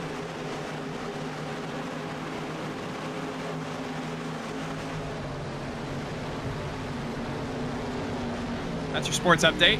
Yeah. Bring you back to the race. Nothing else crazy really happened. Sorry. Here Back we go. to our regularly scheduled programming.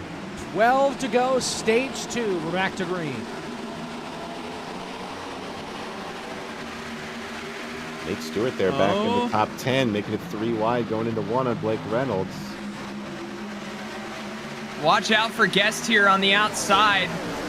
Can't even see him on the screen. He's so far up there, but he's going to have a huge run here on Hawking for second. Buckingham's going to fall back into line, and Guest is going to have the advantage going down into turn 3. They all try to chase Sebastian Marin down. Marin is just gone, but here comes Guest. Big run on the outside with 11 to go in the stage.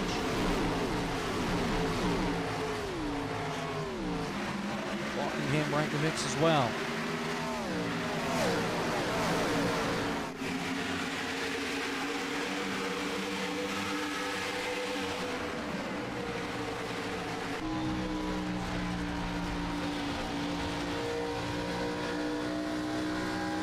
Incredible iRacing. Everyone fanning out all over each other back a little. And right now, ooh, Seth Knoll, really close call with John Hall to his outside. He was in the middle 3 wide, and John Hall tagged the outside wall. Dicey for a moment, and a little dicey behind him with Eric LeBombard trying to make it 4 wide, albeit a little bit staggered. Everybody trying not to come together. Josh Chin almost gets sideways off too. Danger zone right now for car number 1. Right now he is outside the window for stage points, and notice that 63 not too far behind. And again, the clock is ticking for these guys. Like the timer has gone off in your head at this time.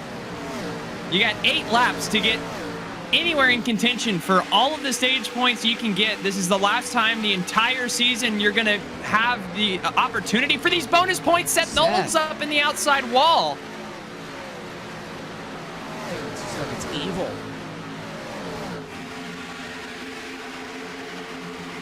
And remember, no guaranteed caution at the end of the stage. We will keep on trucking once we hit the end of lap 160. Nichols update up to 16th. Get my lucky dog. There he is in that purple-blue car. Working this top lane. Keeping it a safe distance from the wall. And he is on older tires than pretty much everybody. That was a close call there. And it's only getting worse from here on out. He's been on this set for 13 laps, and again, some under caution, but you're at a 6 or 7 lap disadvantage on this set, and you got 5 positions to go. So Brandon Hawken did just fall out for a moment from second. He is back.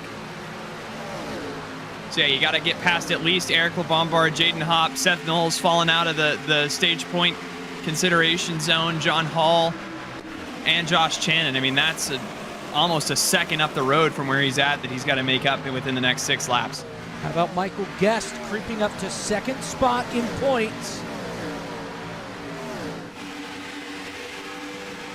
13 points back from Seth Knoll. This is without stage points. Coming to 5 to go in the stage.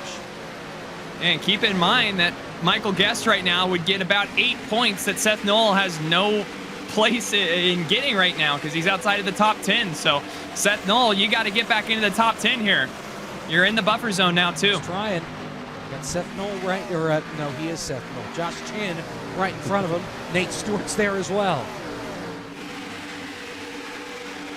It's that one video. We got Kevin Harvick in first, then Kevin Harvick followed by Kevin Harvick. Greg Biffle with Greg Biffle. Yeah. What's the? I just saw a new one. I think they made a new one with William Byron. There's just a ton of William Byrons. Yeah, I did see that. He just does it every year. He just picks a driver and goes to town with it. This year it's Seth Knoll. Look at this line by Seth. This is what I was talking about. Entering the corner and on the bottom lane and then just transitioning up to the top in the middle of the corner. I don't know how these guys do that. But Seth making it look easy, and I can guarantee it is not. He's right on that outside wall. Been there all night. Looks like the strategy is not changing in that number 1 car. See if he does it again. Nope. Just stays to the normal top line. Right as I was talking about it. Here we go on the stage. Daniel Falkingham not done yet here. As Seth Knoll picks up another spot. Gets by Cutlip. Crucial.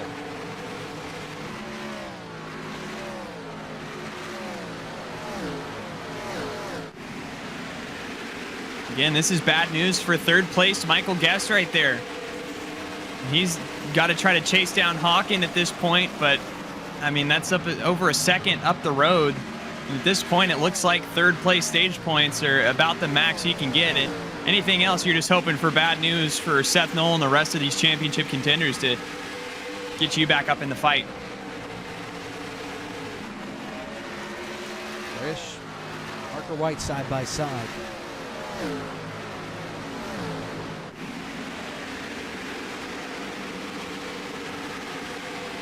And if you're Michael Guest right now, it makes it even more painful that you didn't get any stage points out of stage 1 when you finished 13th. So, yeah. Last lap of the stage.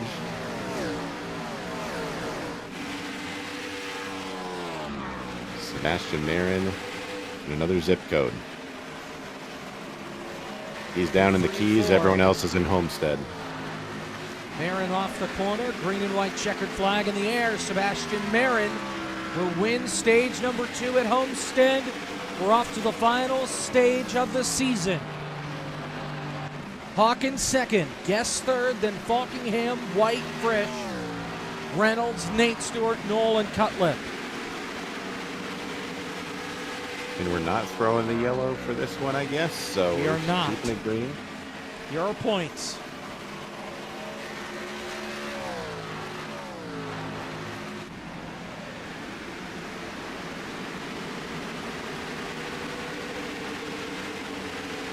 Again, 15 points.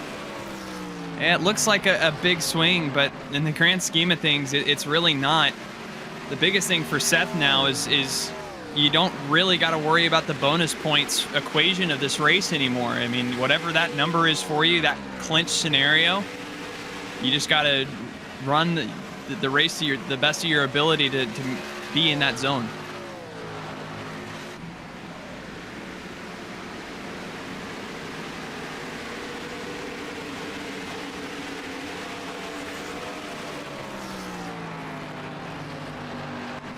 This is a spot.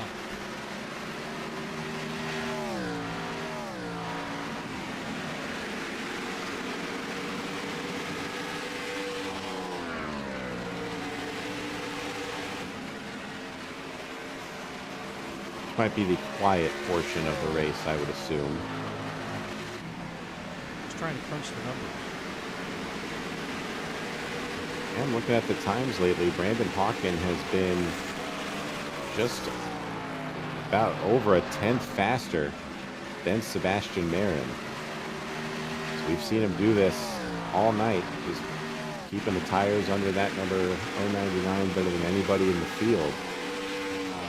And just when we think nobody really had anything for Sebastian Marin, Brandon Hawken changing that narrative.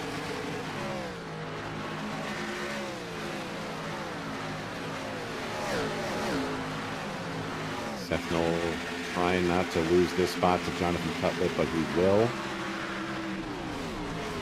Jake Nichols up to 15th.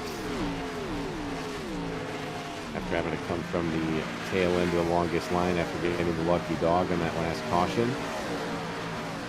How quickly things turn in races like this. You know, Jake seemed like he was just in cruise control, driving away from the field in the lead. And that dreaded caution that I spoke into existence came out, and it's an uphill battle for him. You did this, Sean. Yep. Disgusting. Manufactured drama. Love to see it. Jonathan Cutlet and Nate Stewart are going at it right in front of Seth Knoll. That's for the 8th spot.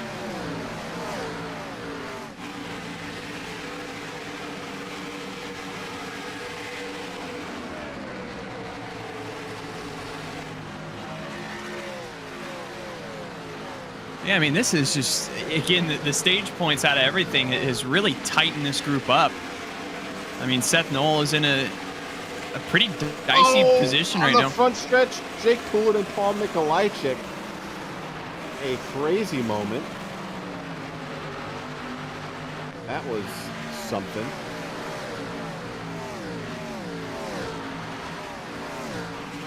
Jake Poulin in the house car. He doesn't really care if he damages it because he's got to return it at the end of the race anyway.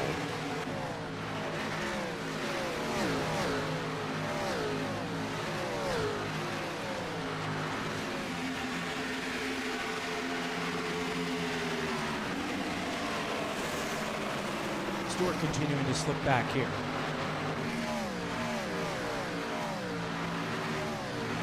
$100 laps to go in the season.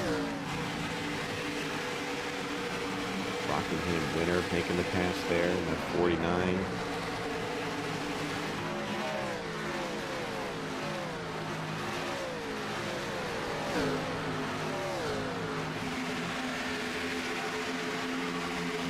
Was Josh Chin supposed to remove the red numbers and spoiler from his car? No, because they're all chase-off drivers. Yeah, they're not eligible for the championship, but they are still chase-off drivers. It's the only thing that denotes. So that's why the names are yellow on the ticker for guys that aren't championship eligible, like a Josh Chin or a David L. Brown, I believe. Chris Wetz.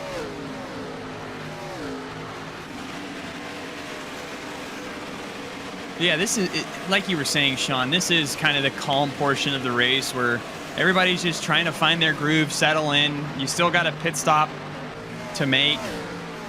I mean, again, if you're lucky, I mean, this is still a two-stopper to the end for most everybody. So plenty of racing left to go. And again, this is just kind of that lull of this race where we're just taking laps off and everybody's trying to kind of make their bed for the remainder of it.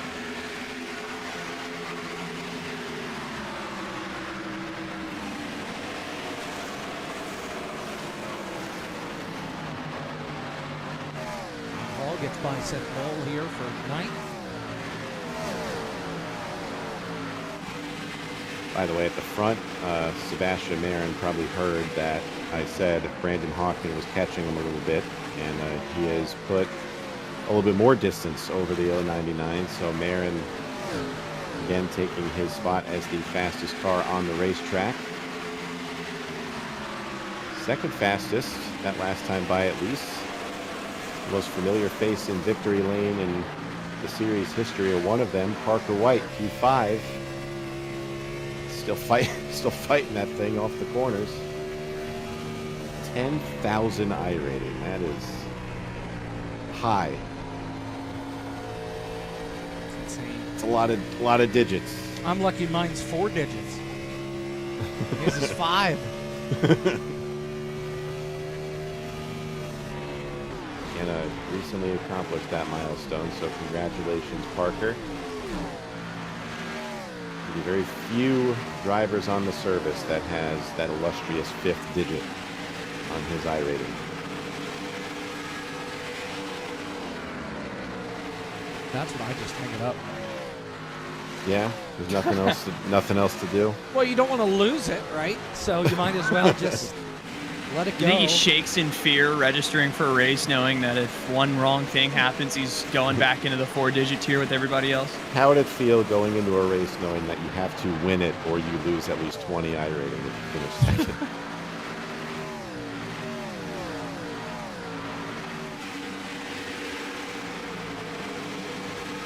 Print out that certificate and hang it on the wall.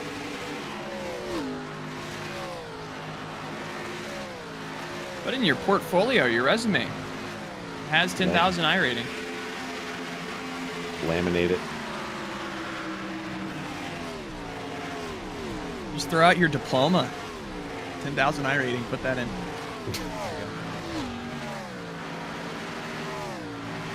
Hop here trying to catch Seth Knoll for 11. Make it 10. There's a few Fords in this race. Seems like a lot of Chevys here, but Jaden rocking the Ford. Hey, your Fords, Pancari, Wet, Hop, Brown, Portland. That's it.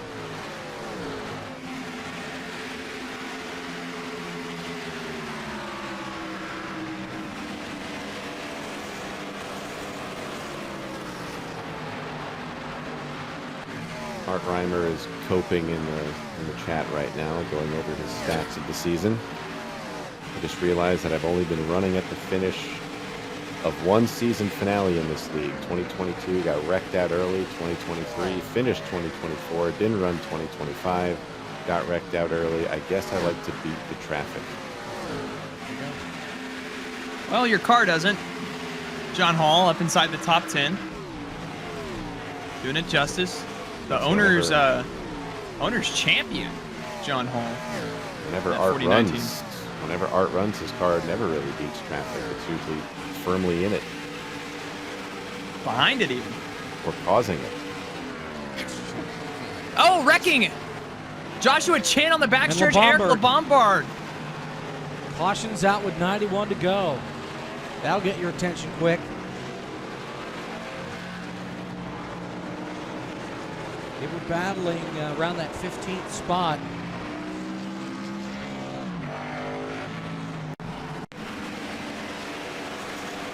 This is right behind Jake Nichols.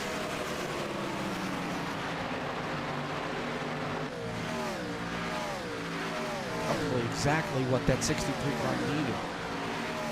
Oh, just got loose. And nowhere for the 42 to go. LeBombard hard into the inside wall after getting in the chin. From high above. No front or rear panels remaining on that 42. See the puff of smoke there. That was interesting. And the car just snaps loose. Bit of an overcorrect. Right chin and just nowhere to go for LeBombard. Body panels flying everywhere.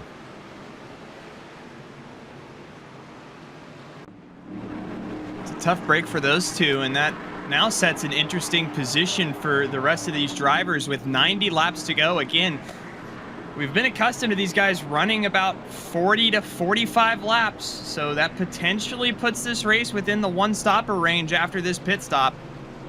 It does.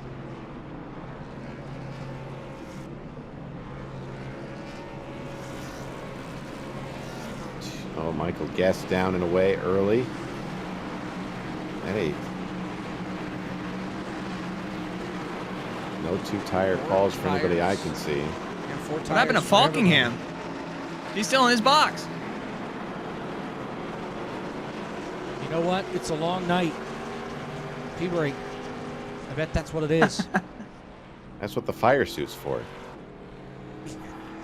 Okay.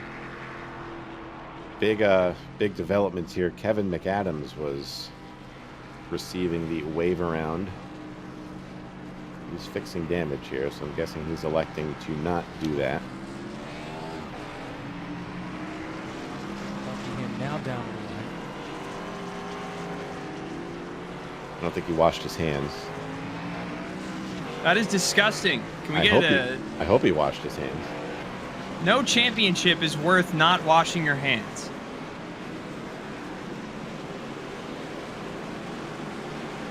He allegedly didn't wash his hands. This is unconfirmed reports.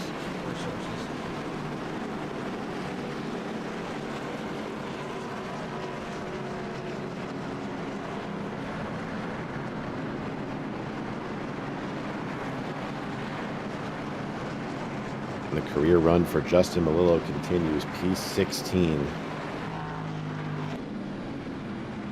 There he is. That car looked like it was a darker, it looked like it was black during the day. It looks like it's gray at night. Yep. Am I crazy? Yep. Okay. That's fair. We have confirmed via the man himself, Daniel Falkingham, that he did in fact wash his hands. He said it was a quick wash, quick rinse, which is questionable. I was gonna but say, no It's a soap, championship just water. on the line. All right, well, 87 laps to go on the restart. Hawken and Marin lead us back down. We're back to green.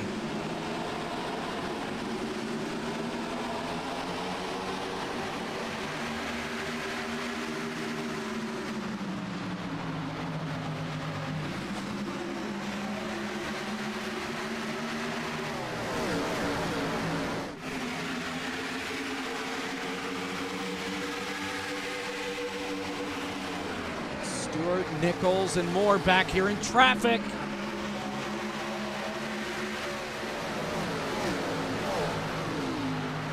It might be best if we just don't call anything on these restarts because there's too much stuff happening to cover everything. I think we're just in awe that they don't pile it up every time. That's a big factor in it as well. Dick Nichols are back in the top 10. The fight is not over.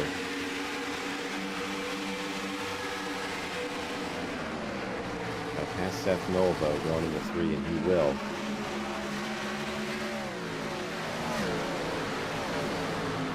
Michael Frisch just ahead of these guys, ripping the top lane in that 58, moves into 4th. Trying to keep his championship hopes somewhat alive. Going up to the wall here. Down the hill off of 2.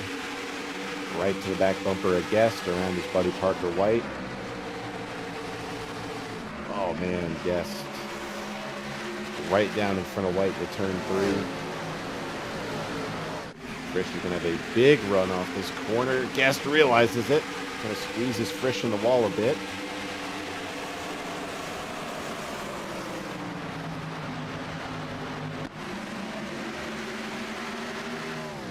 It's as they run. everybody on top of each other.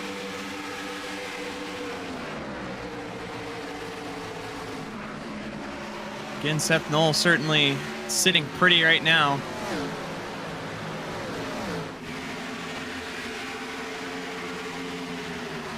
Nichols leapfrogs his way to 8th on the racetrack, 2nd in points.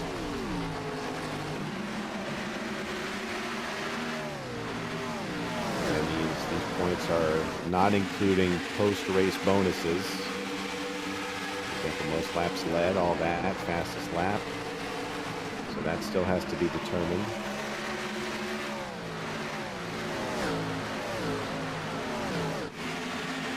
Well, this would include fastest lap with Nichols. The only thing this wouldn't include right now would be most laps led.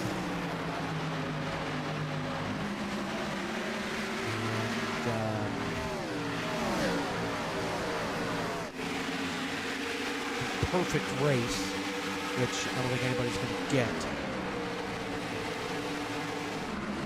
I really want to see these screenshots that these guys get of all the sparks next to these cars. They all look really cool when done right.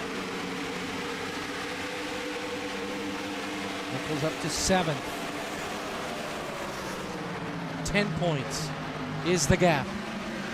Again, he sees how hard these guys are racing ahead of him, and he could very well pick all these guys off as well. Frisch got the wall. Case in point.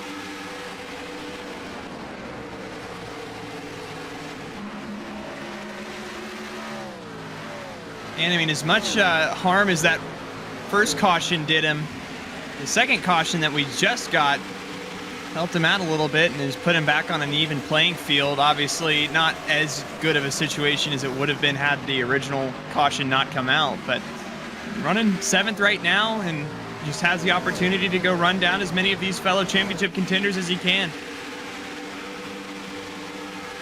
Hawken and Marin are still lights out. Just mowing him down here. Hawken 8/10 out in front of Marin. He's another 8/10 out in front of Guest.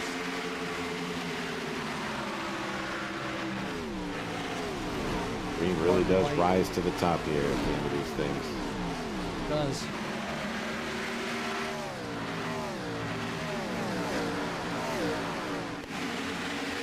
Frisch just looks like the tires are starting to go on him a little earlier than he thought. He was kind of falling back a little bit, going to try to make the bottom work on Parker.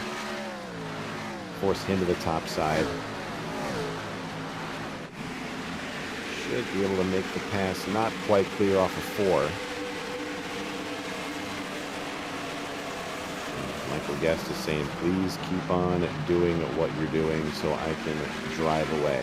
Ooh, we really walked it up the hill there.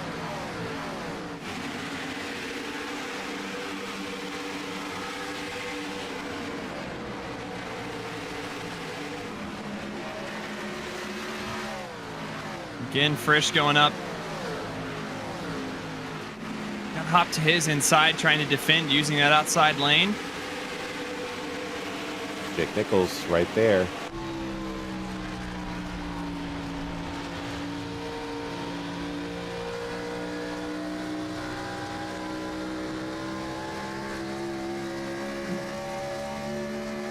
Michael Frisch had to do some extra work over the cold period that Florida experienced by getting all the iguanas that fell from the trees off of his property. I'm sorry? It's a common thing in Fort Lauderdale. But when it gets cold, so like we're talking 50 degrees, the iguanas go to sleep, they fall, they're fine. It was in the 30s here for a week. Oh no. I did not know if I knew the iguana meta of Florida before today, but you learn something new every day. And that is, I lived down in Florida and I didn't know that. That's a common issue down here. Well, not where I am. Here's Nichols passing Jaden Hop, put him in P6. 8-point margin. I think he could very well go get Frisch and Parker White here too. I mean, Jake has been super consistent throughout this whole race. Like I was talking about, that mental toughness that you need to have in order to execute in these races. Something didn't go Jake's way, didn't hear him on the radio complaining about it. Just putting his head down and trying to get as much as he can at the later part of this run. But he needs Seth Knoll to have some more issues, and he needs to keep picking some more cars off for this thing to come down to the wire. Now Seth under the gun from Blake Reynolds, the 66.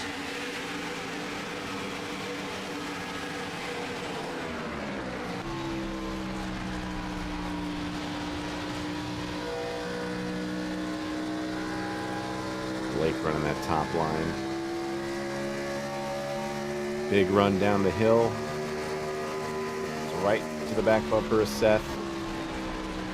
They got the last car of David Brown to deal with.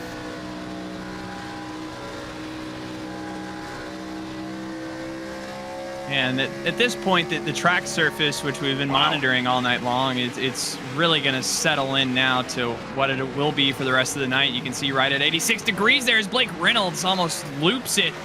Stuck in the outside wall there for a moment.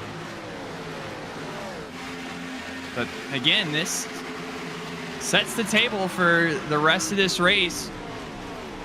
You can see again how this track has changed. We're not seeing nearly as much divergence in lanes. Everybody's kind of comfortable running that bottom side right now. Seth Knoll thought about it for a minute, going back up to that high side, but nowhere near the searching that we were seeing in the early phases of this race.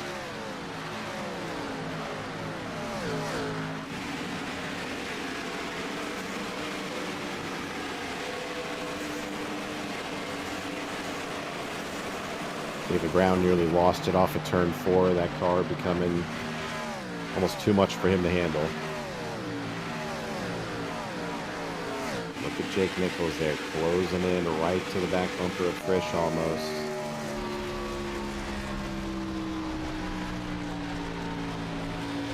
Frisch just a little bit faster last time by, but Nichols has been a lot more consistent.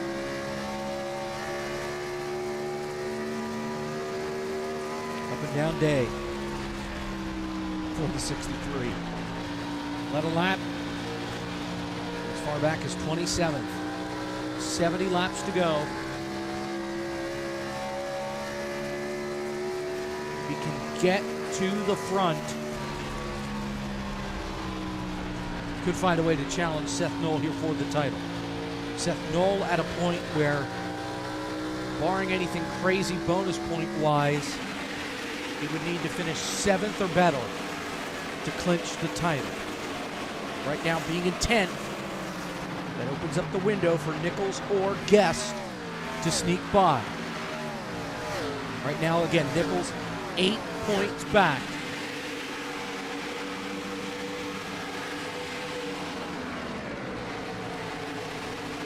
And again, this is where the pressure really starts to come alive. If you're Seth Knoll, right, you're running back in 10th right now, and those championship hopes, you know, you are leaving the door open to one of these other two drivers to rip it away from you. So what do you do at this point in terms of aggressiveness? Again, we still have a pit stop to go. That is going to be the money stop. So this is somebody, again, that had a dominant week last week in Rockingham and threw it away with a speeding penalty. So your entire season is going to come down to this next pit stop and the subsequent cycle on a green flag run. And all you got to do is, again, try to keep that nose clean, make up as many spots as you can to put yourself in the best position as possible. But way easier to sit up here in the booth and say to just go out and do that rather than sit down in that driver's seat and actually do it.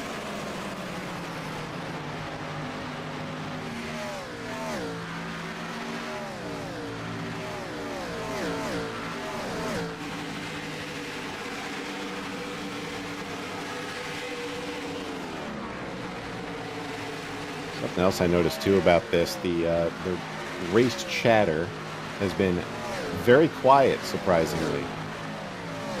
Usually these guys like to chop it up during the race, kind of joke around.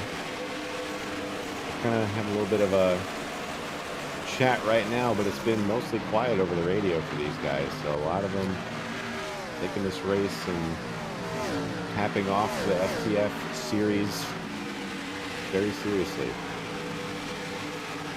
And right now, a lot of the discourse is centered around, it looks like there was a little bit of contact between Ashley Kolnick and Nate Stewart, obviously one of those championship-eligible drivers, and would take an absolute miracle at this point for car number 4, running back in 14th right now. But they made a little contact. Both Kolnick and Stewart weren't exactly too happy about it, but just one of those racing disputes that you come through, and again, especially a little further into the midfield, can get dicey.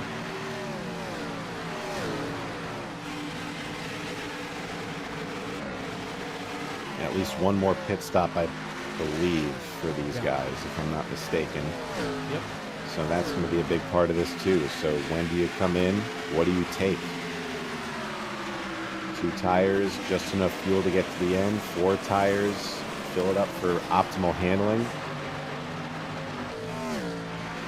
A lot, as Kayla mentioned.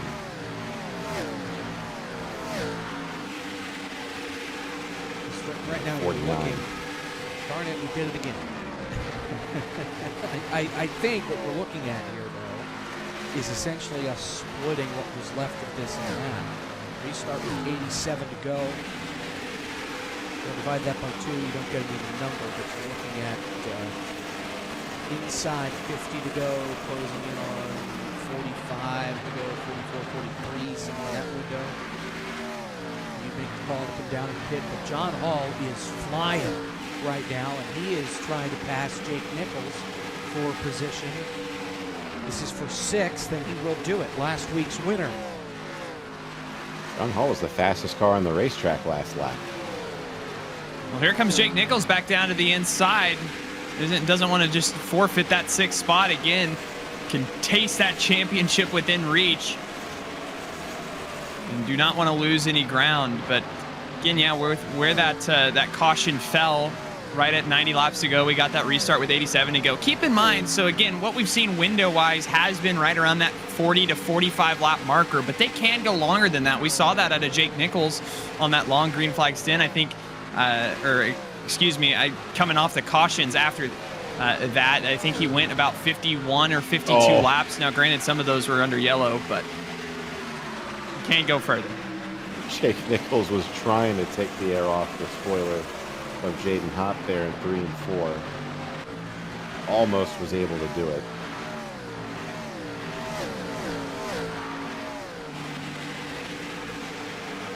Fastest car on the racetrack, again, at 49 of John Hall.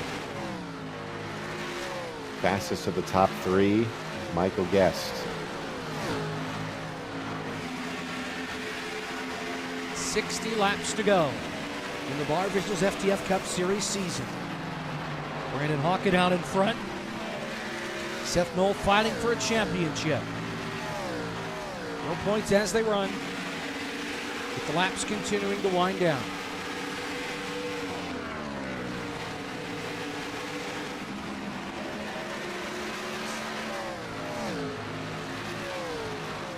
Nichols and Knoll are side by side.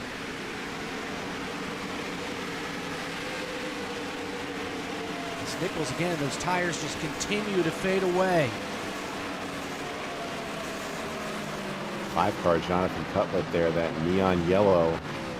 He's been pretty fast over the later portion of this run as well, so he might factor into this battle between Knoll and Nichols.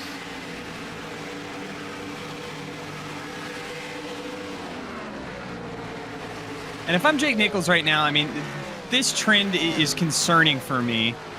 Again, we saw him get out front there and what the clean air was able to do for him a little bit earlier. But again, as these tires have gone away and the speed has started to fade, I mean, are there any adjustments that you can make on this final pit stop to pivot more towards the long run in case we get it? David O'Brown off the pace again on the apron down there. But again, I don't know if Jake Nichols is just driving too much off the right front right now and it's just gone at this point and the car's pushing tight. What he needs to do to get it driving better over the long run, because that's where you need to really thrive if you want to have a shot here. Only kind of adjustments these guys can make with these cars. I mean, it's a fixed setup league, so everyone's running the same thing. But the only kind of adjustments they can make handling-wise are either adjusting the amount of fuel they take in their pit stops, which the more fuel they take, the looser the car will be at the start of the run. The less fuel they take, the tighter it will be. Or they can start making brake bias adjustments. As we look at the battle for the lead here again, Hawken and Marin, 2 dominant cars at the latter portion of this race. But they can also make brake bias adjustments. The further up they move the brake bias will essentially make the car a bit tighter. The further back they move it will make the car looser. So they can definitely make those type of adjustments, and that's really all they got.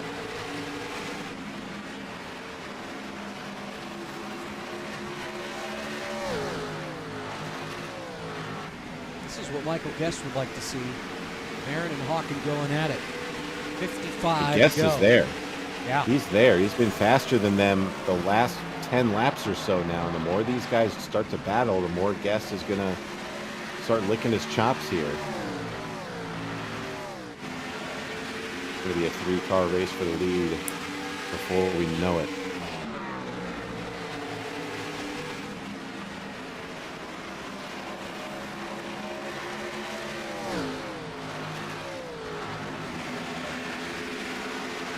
Oh, and again, Marin on this outside. Hawken had a big moment and a big wobble trying to complete that pass there, and that gives the momentum back to Marin, who really pushes up in the middle of the corner here. Gonna have a good drive off and gonna be able to defend the lead once again here. But like you said, Sean, Guess has continued to keep reeling them in. Sitting right about that 4/10 range.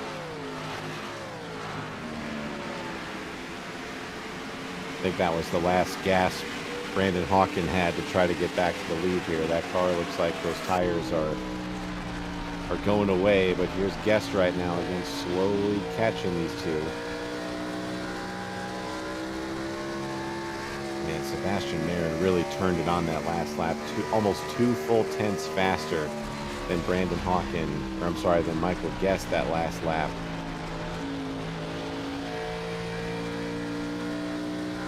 We'll see where these guys end up. Hawken, you see the rear of that car starting to kick out a little bit. Those tires probably don't have that much life left in them. 33.978 last lap for Marin, 33.950 last lap for Guest.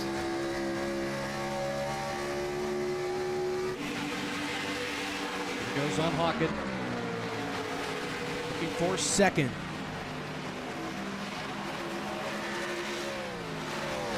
He will take it.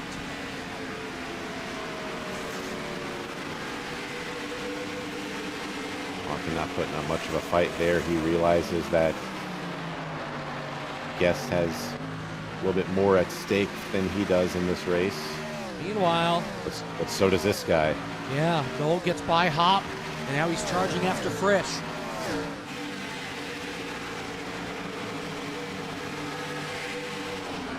And Nichols is under attack from Cutlip.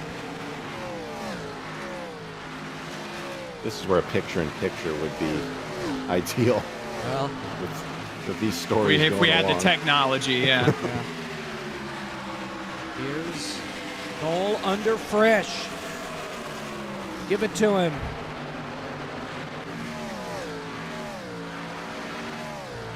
Now 19 points ahead is car number 1. And that was a close call. Close call between he and Frisch. Frisch was trying to fit that car up on the outside.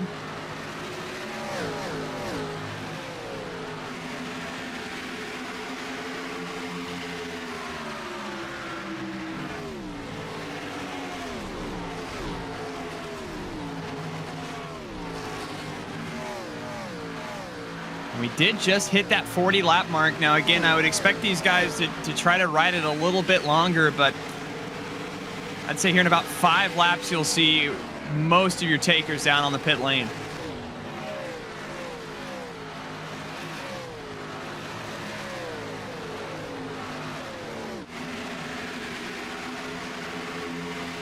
Frisch loses another spot here to Hop.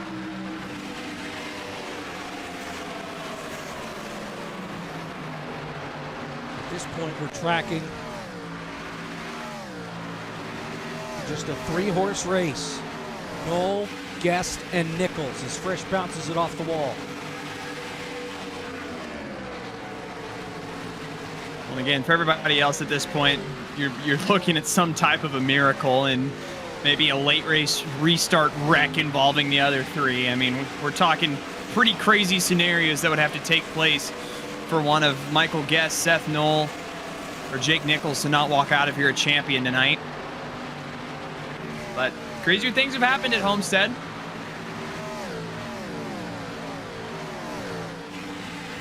All it takes is that one caution. I know that all too well as a wrench into this. as a former Hawkins Carl in. Edwards fan back in the day. John Hall joins him. Michael P. Frisch is on the pit road. Your first or your championship drivers making the call. It's the money stop here at Homestead. And what do? Obviously 4 tires, we know that.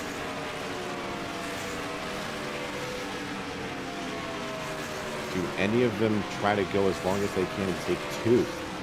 Ooh. We'll see if there's any differing strategies, but mostly I think everybody should be taking 4. More drivers coming in. Jaden Hop, Jonathan Cutlip, Blake Reynolds,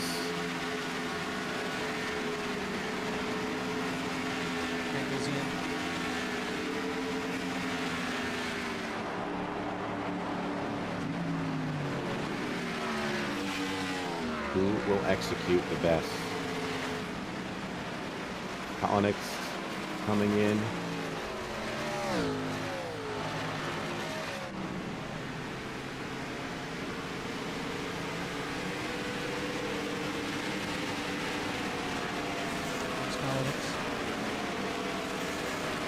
No speeding penalties that I can see. So far, so good. Everybody's behaved. Oh, Brett might be changing that. Clean. Wow. Big pool in there. You see him at the top of your screen coming in there.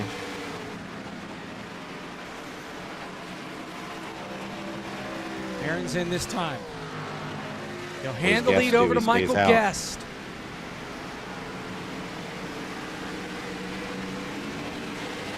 And none of Guest, Knoll, or Nichols come down the pit lane that time. Handling's really gone away for these guys that have stayed out right now. Seth Knoll tagged the wall pretty significantly in turns 1 and 2 that last time by. Jake Nichols, you can also kind of tell the handling's gone away on that, just wobbling.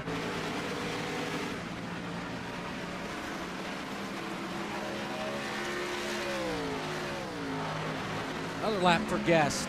Parker White is in.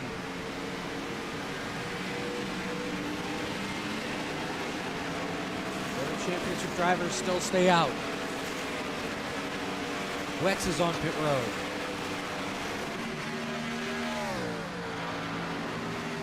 .42 to go. Guest is coming in this time, maybe. There's the swing down. That's usually the signal for that. Here he comes. Who's your race leader? Knoll and Nichols will not follow. Neither will Falkingham. So Guest all by himself. The money stop.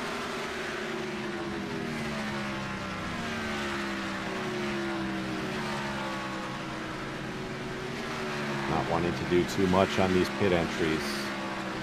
Yes, you want to get all you can, but at the same time, you could very easily slide through that stall.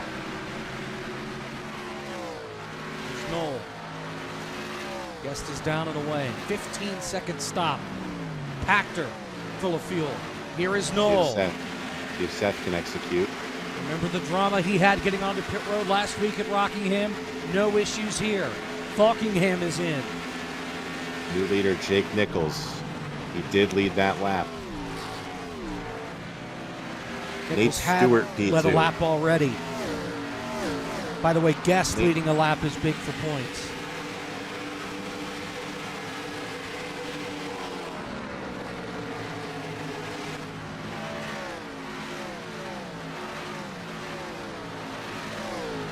Jake is not coming in yet. Neither is Stewart. If this is Jake's last stand, he's going to stay out as long as possible, just in case a caution comes out. Yeah, doesn't want to get that caution like he did the first run. He wants to get the if inverse it does, you have fresh tires and you can get after these guys. Yeah. Once they burn through their stuff a little bit, it could work. Doesn't mean it will, but it could. I mean, honestly, I think, yeah, you're leaving yourself susceptible to bleeding a little bit of time. But on the tail end, I mean, what? Brandon Hawking came down almost 10 laps ago at this point. I mean, that is an almost 10-lap advantage that you're going to put yourself at on tires. And that is so significant, especially when you get to the 30, 40 laps into a run. Nate Stewart for the lead. Could put you in the spot, too, depending on what happens. If we get a caution. Oh, Jake hits the wall off of 2. That was big. Get a caution, it could put you in a spot to take only right side tires and try and jump the track position. Jake's Here comes in. Nichols. Stewart will stay out. Nate Stewart will lead a lap here. Slow down. What was that noise you just made, Caleb? Sometimes you get a little DWism. These things happen.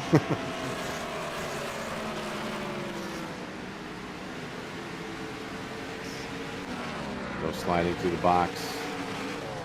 Two drivers need to stop. Nate Stewart, Paul Mikolajczyk. Coming to 36 to go. Nate Stewart stays out for another lap. This is his Hail Mary. Trying to win the Barr Visuals FTF 500 championship.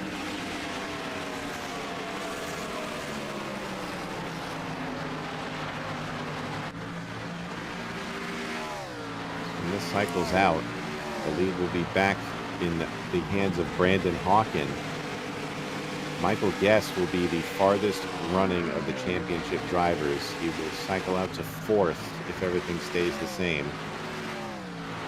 John Hall leapfrogging Guest and others. Here's White. Thanks, Nate. No, Nate. I know who you are. Looking at Parker's name on the scoreboard. Paul Mikolajczyk stays out. He will take the lead. 35 to go. Humongous development for Paul.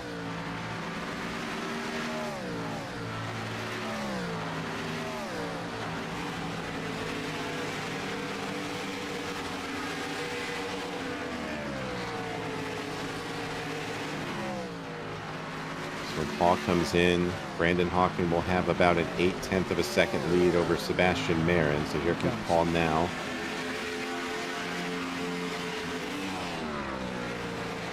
And that will be your new leader.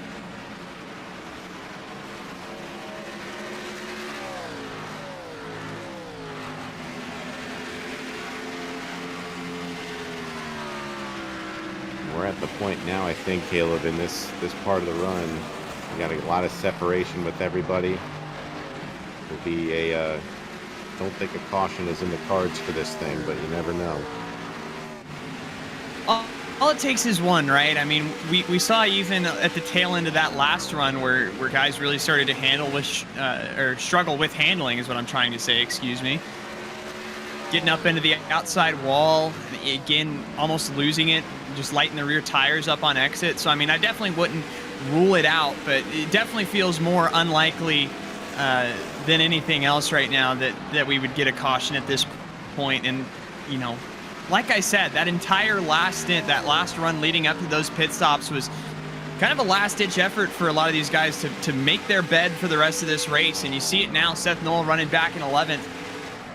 This is the picture. This is how it looks. And Seth Knoll has an 11-point lead over Michael Guest. 26 points back to Jake Nichols.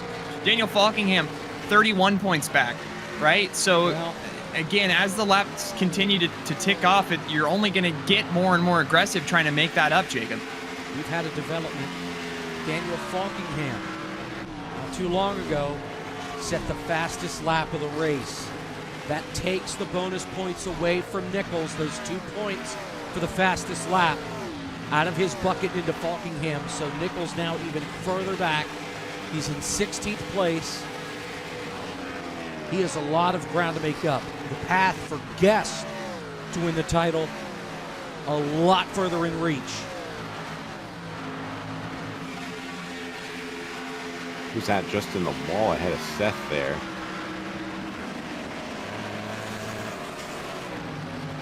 Hot.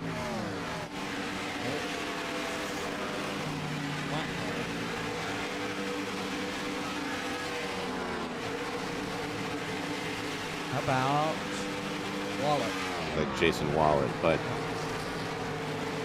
the only way Guest, I think, that has a realistic shot of this thing is if something just goes completely wrong with Seth. If there's a hardware failure, or the power goes out, something. Right now, all Seth has to do is just keep clicking off consistent laps, don't make any mistakes. He should be able to wrap this thing up. But again, 30 laps is a good amount of time for something to happen. Seen it happen before. By the way, Michael Guest has slid into 3rd spot. He got by John Hall. The gap is 9 points. Right now, if Guest were to get to the lead, he would still be 3 points shy. He would need Knoll to lose 2 more spots. And that's music to Seth Knoll's ear. Again, that means for him, he is purely in a comfort zone right now. He doesn't have to force the issue. He doesn't have to chase Ashley Kolnick or Blake Reynolds out in front of him down. He gets to just sit in this spot, take care of his equipment, and hopefully ride it to a championship, right? The ball is in everybody else's court right now. You've gone out and done what you needed to do so far, kept the nose clean, and have ridden up inside kind of around this top 10-ish area. And that'll do with the buffer you had coming into today.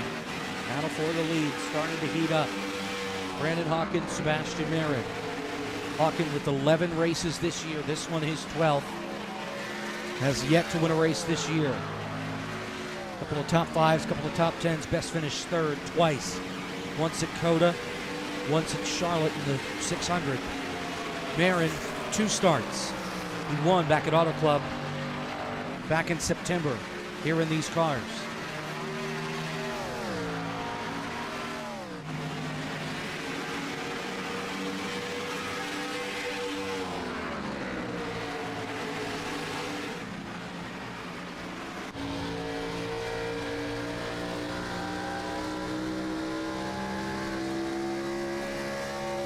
And again, yeah, 27 laps to go.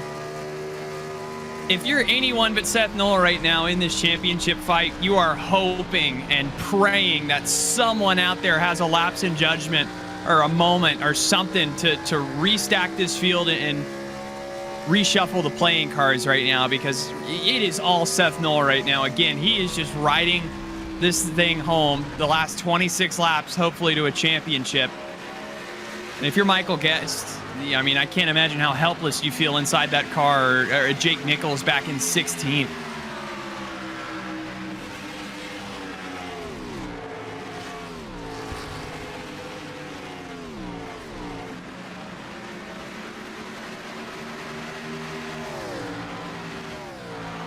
Whoa, man. Oh, man. Wow. Marin. Big moment off of 2.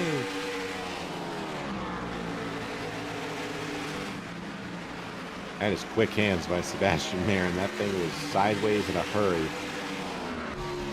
A great save on board with Seth. Past 81. And he will. That's another spot for Seth. Back into the top 10.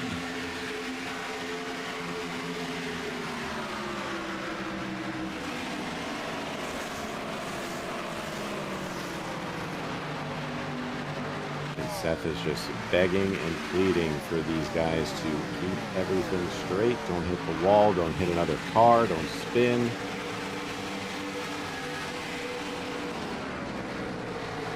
Like I said, Sean, all it takes is one, right? I mean, even up ahead of him, their cars side by side. It looks like Blake Reynolds getting past Justin Malillo there, who's just going to dodge out of the way and doesn't want to affect anything here with the championship. But the other thing for Seth is he is right on the back bumper of Ashley Kolnick's here. So again, yeah, you know, you don't have to force the issue, but if you can grab another spot or two, it only secures your running position even better, and it makes everybody else more desperate.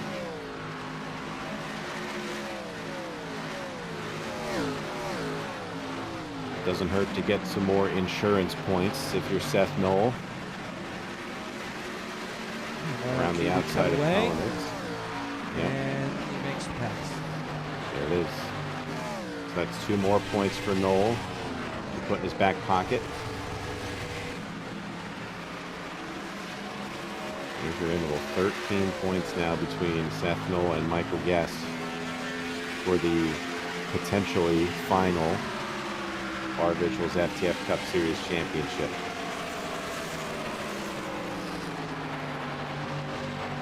Marin hunting for the lead.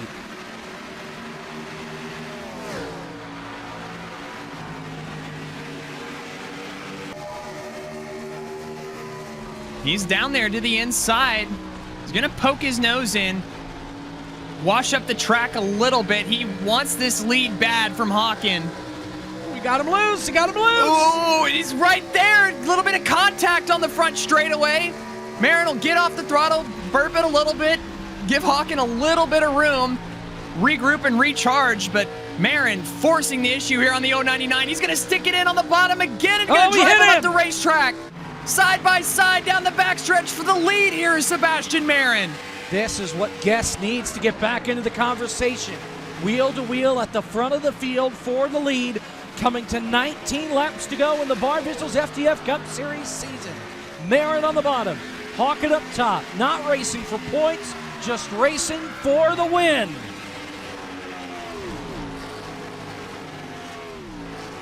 Big sin on entry here from Marin. He's going to get up and clear Hawken here in the 099, but Hawken's going to have the run off the exit. We'll hit him with the crossover down the back straightaway.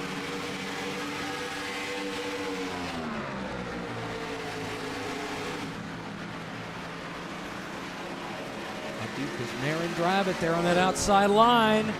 He's going to have a heck of a run off the corner here. Hawken can't clear him. Is that Kevin McAdams? What is he doing? I don't know, but he found a front bumper.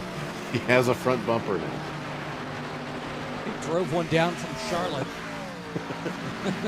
From the shop. Coming to 15 to go, Sebastian Marin, the leader of the race.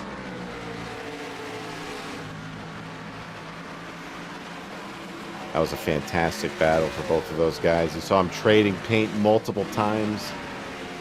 Didn't wreck each other. It's good hard racing, and that's what this league's been about. So good to see those two guys with a good last dash effort at the win. Not over yet, but Marin has been the best on the long run and probably the fastest car overall tonight. It's going to take a big effort from Brandon Hawken to get back to him. Remember, for Sebastian Marin, who was running, I mean, it was only his, third start here tonight? Yep. Has not been here often, but this would be his second win. He won back at Auto Club a few months ago to kick off the chase-offs, and Brandon Hawken has not yet been to victory lane this year, so still trying to collect that checkered flag. By the way, one last shot for it. Fastest car in the top 5, Michael Guest. Run out of time. Sand in the hourglass. Running thin. 15 to go.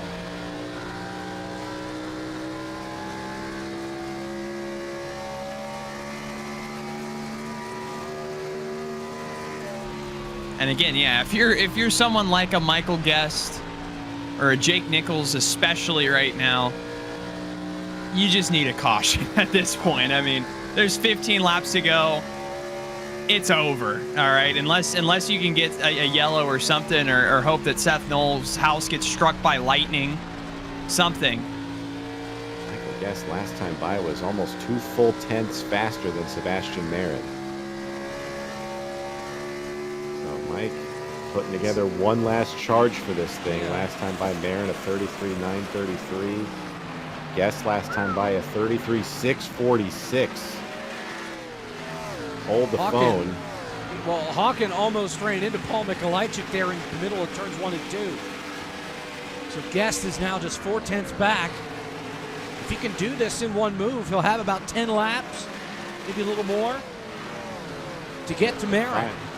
If I know Brandon Hawken like I think I do, he's going to realize, that Guest, again, racing for much more than he is. He will not give him that hard of a time if he, gets there, when he gets there. Be next corner. 33.843 for Marin, 33.753 for Guest. So he's faster, but does he have enough time? But even then, I mean,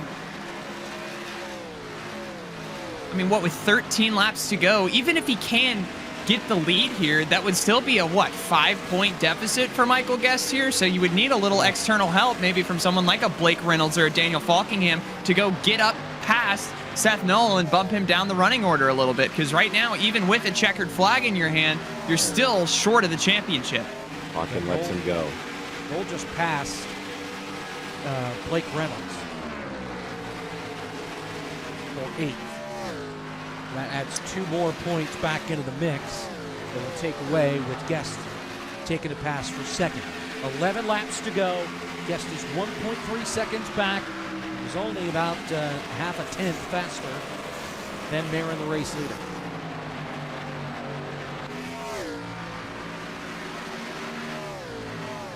And if Guest just has 10 more laps, this might be a different story here.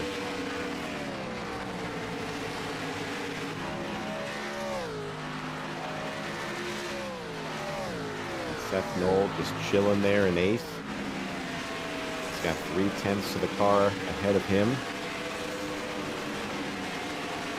So just sit there and in purgatory for a little bit until the checkered flag of this thing, and he's looking good.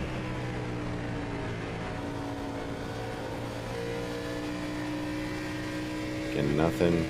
He's not overextending, not working that wheel a lot, just staying smooth.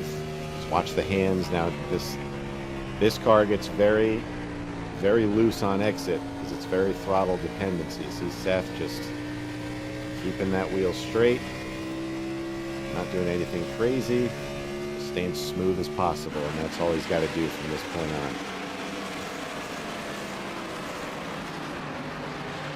9 Those laps still to go. Scoring at home. Michael Guess again 1/10 faster than Marin. But again, Jacob, just don't think he's got enough time. Gap is a second. Now 8 to go. There is a little bit of lap traffic ahead for Marin. Ashley Polnick just picked up a spot, taking over 10th from Falkingham.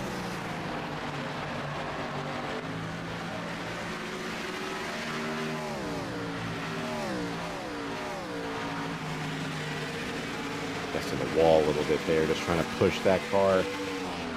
Probably a little bit more than it's got left in it. Lap car behind the Rocky there.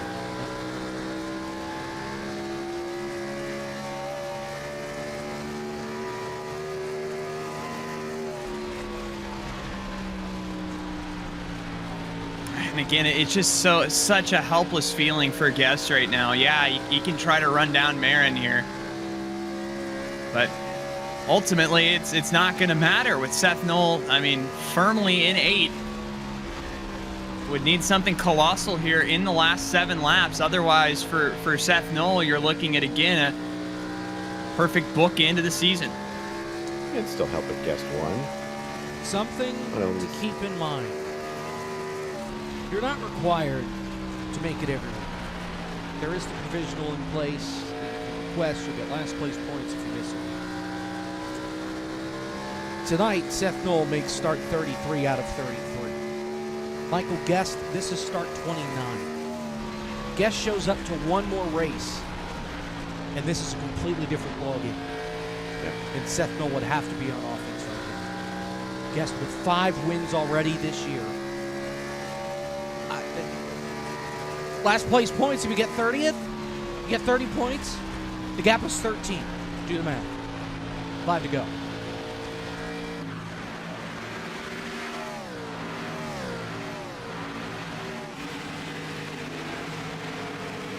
And overall, it's just, I mean, it again stresses the importance of putting together an entire season. I mean, that is what makes these so great, is you can go through your head of just all the countless opportunities that have unfolded throughout this season. You know, maybe you could have picked up a point here or a point there, 3 points here, and they all add up and culminate. For Seth Knoll, it's the exact buffer. I mean, keep in mind, he had a 17-point gap coming into tonight. So if he didn't have that, this, again, would be a completely different conversation where Guest would have a 4-point lead over him, right? But he did have all of that working to his advantage, and he's done all he can tonight. Again, came in, talked to him pre-race. He said exactly what he was going to do in terms of keeping that car clean and just trying to outrun everybody else. And, you know, maybe hasn't been up inside the top 5, but has been consistent enough and had enough speed.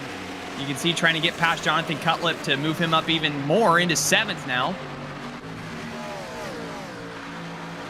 But all these runs culminate together, and all of them go into what makes up a champion.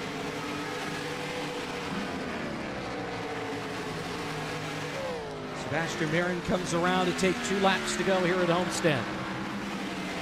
Michael Guest, 9/10 back, running out of time. For Seth Knoll, just got to keep it together for 3 more months. Starting to even out at the front of the field between Marin and Guest. Seth was hoping everyone keeps minding their P's and Q's for these last 2 laps. Lap and a half now. White flag. We are official.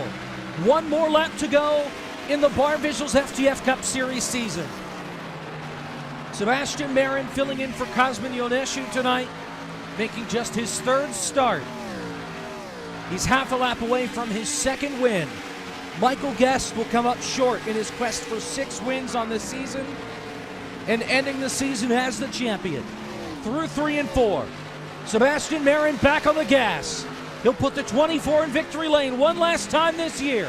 Sebastian Marin wins at Homestead. And Seth Knoll through 3 and 4 will bring the curtain to a close with a championship. Seth Knoll's your champion of 2025.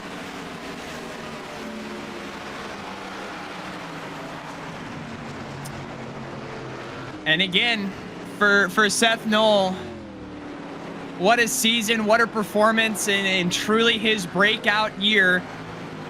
And caps off the Barr Visuals FTF Cup Series as a whole with a championship. Started it off with the win in Daytona in the Barr Visuals FTF 500.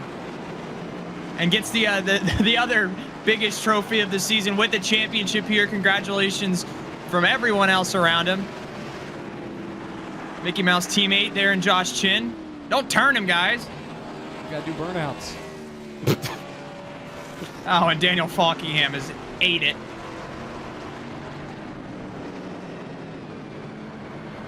Oh, oh my. Junk.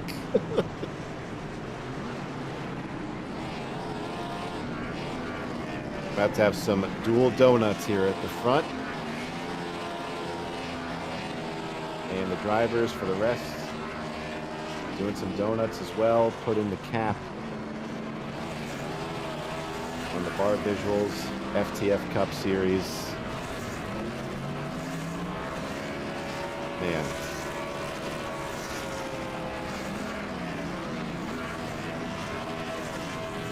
Everybody doing some donuts at the front.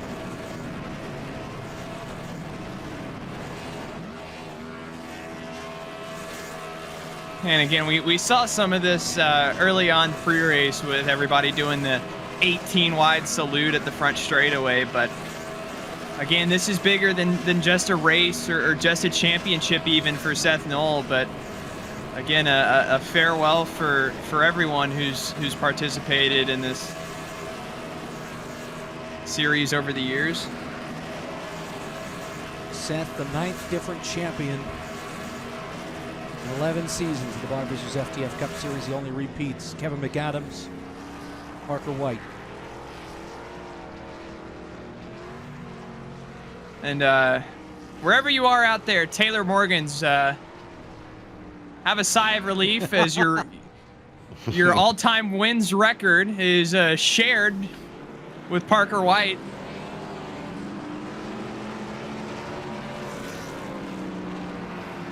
Seth Knoll won the Barr Visuals FTF 500 at the start of the year.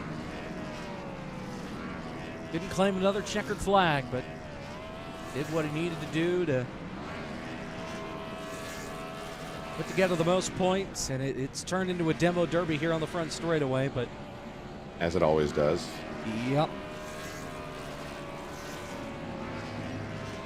Let's talk to the champ. Seth Knoll, your 2025 Barr Visuals FTF Cup Series champion.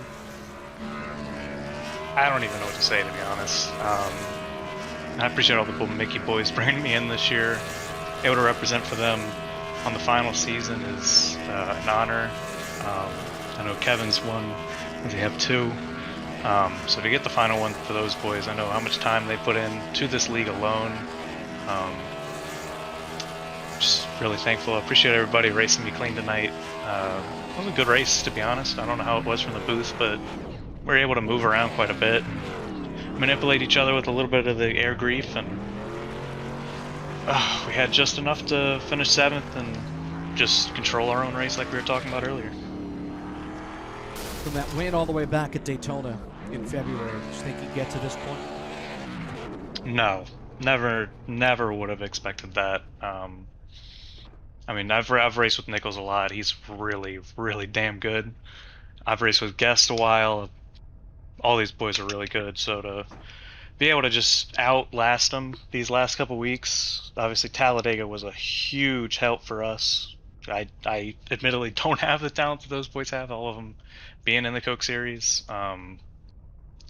Just honored to represent the last FTF season. Walk me through the final 150 laps or so after stage 2. Obviously, a lot of numbers flying through your head, trying to figure out when to pit, who you need to be in front of, how many cars you need to pass to keep the championship lead. There's a lot going on in that last stretch. Yeah, stage 2 was about as bad as it could go without wrecking for us. So the entire last stage, Nichols obviously got screwed by the yellow under green when he was in the lead and had to pit. And then after that, I mean, we were really just managing our tires after we screwed up our tires on the second stage, just trying to make sure we didn't explode again. And we were really quick. We just didn't have the pace that like Seabass and Hawk and those boys were ripping tonight on the short run and the long run. And we had a good time running some slider lines at the Homestead, and they would have come home 7th. Seth, congratulations. You're Barr Visuals FTF Cup Series champion. Go enjoy it. All right. I appreciate you, boys. Maybe the last champion this league crowns. Seth Knoll gets the job done tonight. You're from Homestead-Miami Speedway. We do have a race winner, though. Sebastian Marin's the name. He's with Caleb. And here with Sebastian Marin, who, debatably probably the class of the field here tonight. But yeah, just talk me through your race, starting from the pit lane, having to make it all the way up through everyone. And then obviously that final few cycle where you're just battling with Michael Guest and company for the win. Yeah, I'm pretty sure I lost internet that right before the race, and I came in I think 30 seconds after the grid ended, and I was so disappointed. And then got that first long green flag run, drove all the way up to I think 7th. So by that point, I felt pretty good of my chances in the race. I was just biding my time. And then after that, it was just kind of sit in dirty air because I couldn't really go anywhere. So I was just trying to outsave the people around me. And then once I got to the top 2 there with Brandon, I felt like we were evenly matched. I felt like I had a little bit better, longer run. So the way the dirty air was, I kind of just had to let him stretch his legs because if I try to keep up with him, I would just burn the tires off. And luckily, he started coming back to me, got by him, and he short pitted, and I knew Guess was going to go long, so I felt like I wasn't going to worry about Brandon until at least I get a few more laps overcut on him, which I did. And then after that, it was very tense, just trying to get past Brandon because I knew if I was going to struggle to get by Brandon, then Guess was going to be right on my bumper, like he was there at the end. So maybe if I don't pass Brandon in a lap or 2 extra, I mean, I wouldn't even be in this position. So just a great race, a great finale for this great league. Very happy that I could, end it on a high note. So very happy with that. Yeah, no, you obviously had that win back at Auto Club. This now the win here tonight, and I know you've been a regular around here. Didn't get to participate as much as you wanted this year, but I mean, yeah, just talk to me on kind of what this being able to race in a league like this with this collection of talent over the years has meant to you. It's been great, to be honest. A huge learning experience for me when I ran my full-time season a few years ago. I felt like I learned a lot, right? Because the competition was so high. After every race, I would just see what other people was doing, and I picked up on small things. And I truly believe that it's made me the driver that I am today. So hats off to FTF for putting such a good group together. And yeah, it means a lot, ending it on a high note. Obviously, shout out to Cosman for letting me run this beautiful 24 car. Obviously, he was a long time partner with FTF, so yeah, shout out to him. And man, I don't know, it's just such an honor to really end this race and this league on a high note. Ending it on a high note indeed is Sebastian Marin, your winner from Miami. Thanks for the time tonight. Yes, sir. Thank you. Have a good night, guys. That is your race winner, Jacob. Second place tonight comes up just short in the championship fight. It's Michael Guest, and he's with Sean. Well, Mike, about 3 hours ago, we were talking about just seeing if, how the race would turn out, what lines you guys can run, and the varieties of different lanes you guys had. And I would say that a lot of lanes were available tonight. You were making everything work, just coming up one spot short of the win, one spot short of the championship. But overall, we all felt you drove a fantastic race. I mean, just go ahead and just walk us through what led you up to this second place finish tonight. Yeah, that was a lot of fun. That for how the Gen 4 car is and all the complaints some people have about it, the package that FTF brought tonight provided a lot of fun. Really could move around. It really surprised me how good the Highline was, and that people could run it without really killing their stuff. But it turned out the track position mattered. Air was really important.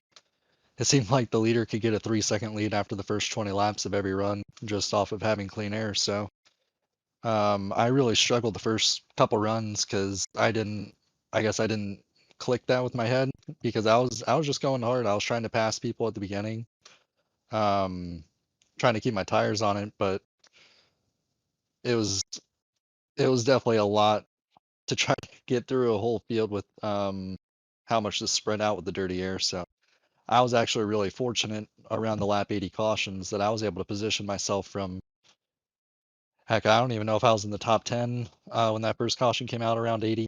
I think I burned my tires off on that run and really fell back. And then through the next like 3 cautions, I was able to position myself all the way from like 12th all the way up to like 3rd. And from there, it was just trying to hold that track position. Um, I'm really fortunate that I've been a part of this league. It's crazy how much we've went green recently and had good races. You just don't see that often, especially with the field size that FTF is. So really proud of everybody that's been racing this stuff to keep it green and to keep it clean like that. Like I said, definitely don't find that many places. So had a lot of fun tonight. After I got up there, I was really just trying to keep myself good on the long run, which I felt like I did. I did not have the first like 10 lap speed that Sebastian and Parker and a few other guys up front had. Hawken was flying the first 20 laps of every run, so I was just trying to keep my tires on it, and I appreciate the field for keeping it green because it worked out for me in that sense. Just barely didn't have enough for Sebastian, but looking at the points, I don't think I had a chance either way if I won or not. But Seth definitely drove a really good race too, keeping himself in the top 10, making sure that nobody would have a shot at it, regardless of where anyone else finished. And all you guys definitely provided some crazy excitement, especially on the restarts and long runs abound in this race. Just one more for you, because you drove up through the field, almost, kind of getting to where you were at the end of this race. You were kind of running down Seabass there at the end, and you guys started to even out a little bit there. Do you think maybe if you had like 10 more laps, you would have had a chance for that, or were you guys just too evenly matched at the end? It's tough because I think I was gaining on him a lot, and then he started running the slider line a little bit more, and then I started to get into his dirty air the last few laps as well. So that probably depends if his right front was really cliffing. I felt like I was gaining. I was still feeling good, but I know it really stalls out once you get about 5/10ths back. So I would have definitely needed him to fall off a little bit more than he was, I think. Needless to say, you drove a heck of a race, Michael Guest, and second place in this race, second place in the championship. So definitely season well done. And hopefully go enjoy this second place finish. And if we have more events going into this next year, hopefully maybe someday in FTF lore, we'll see you back in those events. But nonetheless, great job overall tonight. Yep, good stuff. I appreciate it. That's Michael Guest, P2 in the race, P2 in the championship, Jacob. And we'll talk now with our third place finisher, Brandon Hawken, who was up at the front, start, middle, and end. And boy, Brandon, did you have anything for Marin or Guest there? Were the tires just shot by the time that they got to you?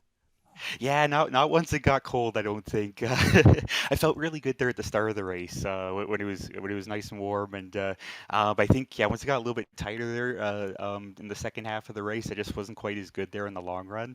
I couldn't find a way to not burn off my fronts. I don't think so. Man, that was I knew. like I was kind of hanging with Sebastian, but I knew I had to come in there early to get the jump because I knew I wasn't gonna beat him on speed. So so I went a couple laps early, got a set of tires, and I was able to hold on for quite a while. But Sebastian was just too good there on the long run, so he got by. I put up as good of a fight as I could. Of course, like he's my teammate, but it's the final FTF race, so you gotta go after it, every man for himself. And man, I'm really happy with how that race went. Though it was such a great way to cap off like a I guess 17-year journey for FTF, and about 9-ish for me off and on. And so man, yeah, absolutely, yeah, stoked to have a race like that to cap it off. But man, yeah, man, absolutely fantastic job from Seth all season to get the championship. Really good stuff from him. And Sebastian had a fantastic race, and that was a lot of fun battling with him and Michael at the end there. And man, just had a lot of fun. So really great way to cap it off. Brandon, congratulations, and well, we'll see you when we see you. Hopefully, some point in the near future, and maybe when the Barr Visuals FTF 500 comes back around in February. Oh, definitely, and yeah, I'd just like to thank like Justin, Cosmin, Jake, Kevin, you guys for the broadcast.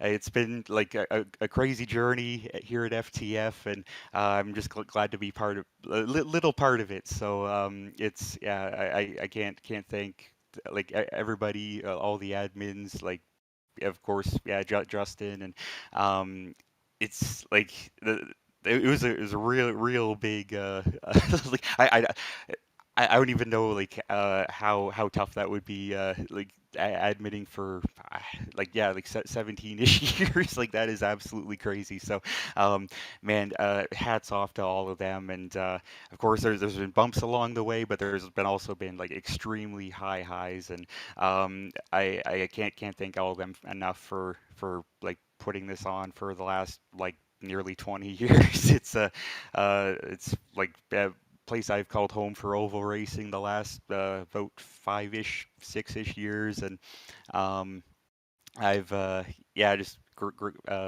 it's been it's been great, racing with these guys and girls every week. And I'm just sad to see it go, but man, we've had a lot of fun along the way. So yeah, I just like to thank everybody involved. And yeah, we'll see each other around.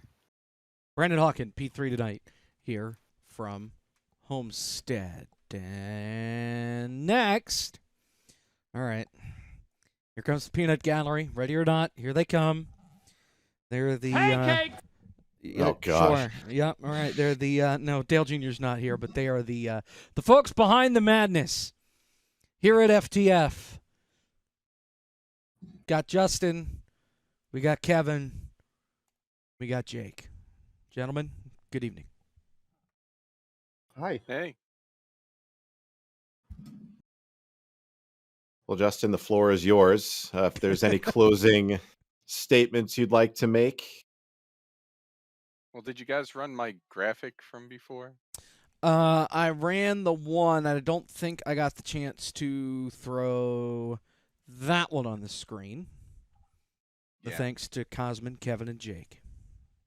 Yeah, I did want to do this, and I'm glad that Jake and Kevin are here. But this has been just we're here at the end of the road, and it's been a long time, and just the words on the screen pretty much exactly how I feel is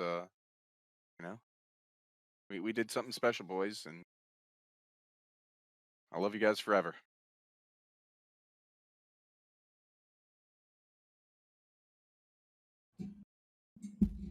We're not done though. We got FTF 500 we're still doing next year. And we're doing V8 Supercars next week if you're interested in doing that. Not going away. It's not a goodbye, just a see you later. Just so long for now. Right. And again, we'll be back like we're normal again anyway when we go to Daytona in February. It's just, 2 weeks later, after we get through the real 500, we won't be gearing up for race number 2 of the season. Correct. Right. And again, we mentioned this during the broadcast, but again, huge thanks to iRacing for putting this on the big channel, both Twitch and YouTube, just letting us broadcast the final run for the FTF Cup Series, and definitely was a lot of fun, and hope everyone watching had a lot of fun as well. Good to see that broadcast got 4,000 viewers. Okay. 5,000 viewers. This is true. At least 6,000 viewers. May or may not be more viewers than the amount of people that watch the championship race at Phoenix. You'll have that. No, but I said it in the race. I said it, in the chat. I want to thank everyone for being a part of this. Making the world go around that is FTF. Drivers, viewers, admins, broadcast staff, the whole nine, and obviously, the number one guy at the end of this. Even if we had no more races, even if we do the FTF 500 from here until we're old, gray, and fat, well, I want to say Justin is the guy. He's put so much time and effort into this, and I know it's hard for him to say goodbye to basically something that he's been maintaining in some capacity since essentially 2008. So it's trust us when we say this is harder than it really should be. It's bittersweet, but we know it's time to move on to bigger and better things, and we'll keep going. We still got the 500. We still got stuff that will keep people engaged, and we're not going anywhere.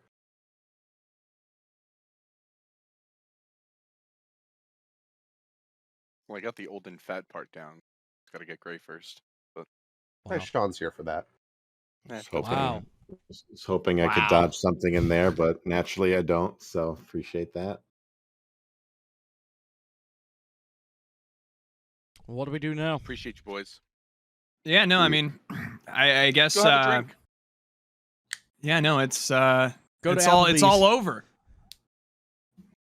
Thank you, Yeah, Dalen no, Barr, as well. Yeah, Dalen Barr, all of our sponsors that have, kept us on the Michael air. Conti, Matthew Brewer, all our big sponsors. Thank you very much.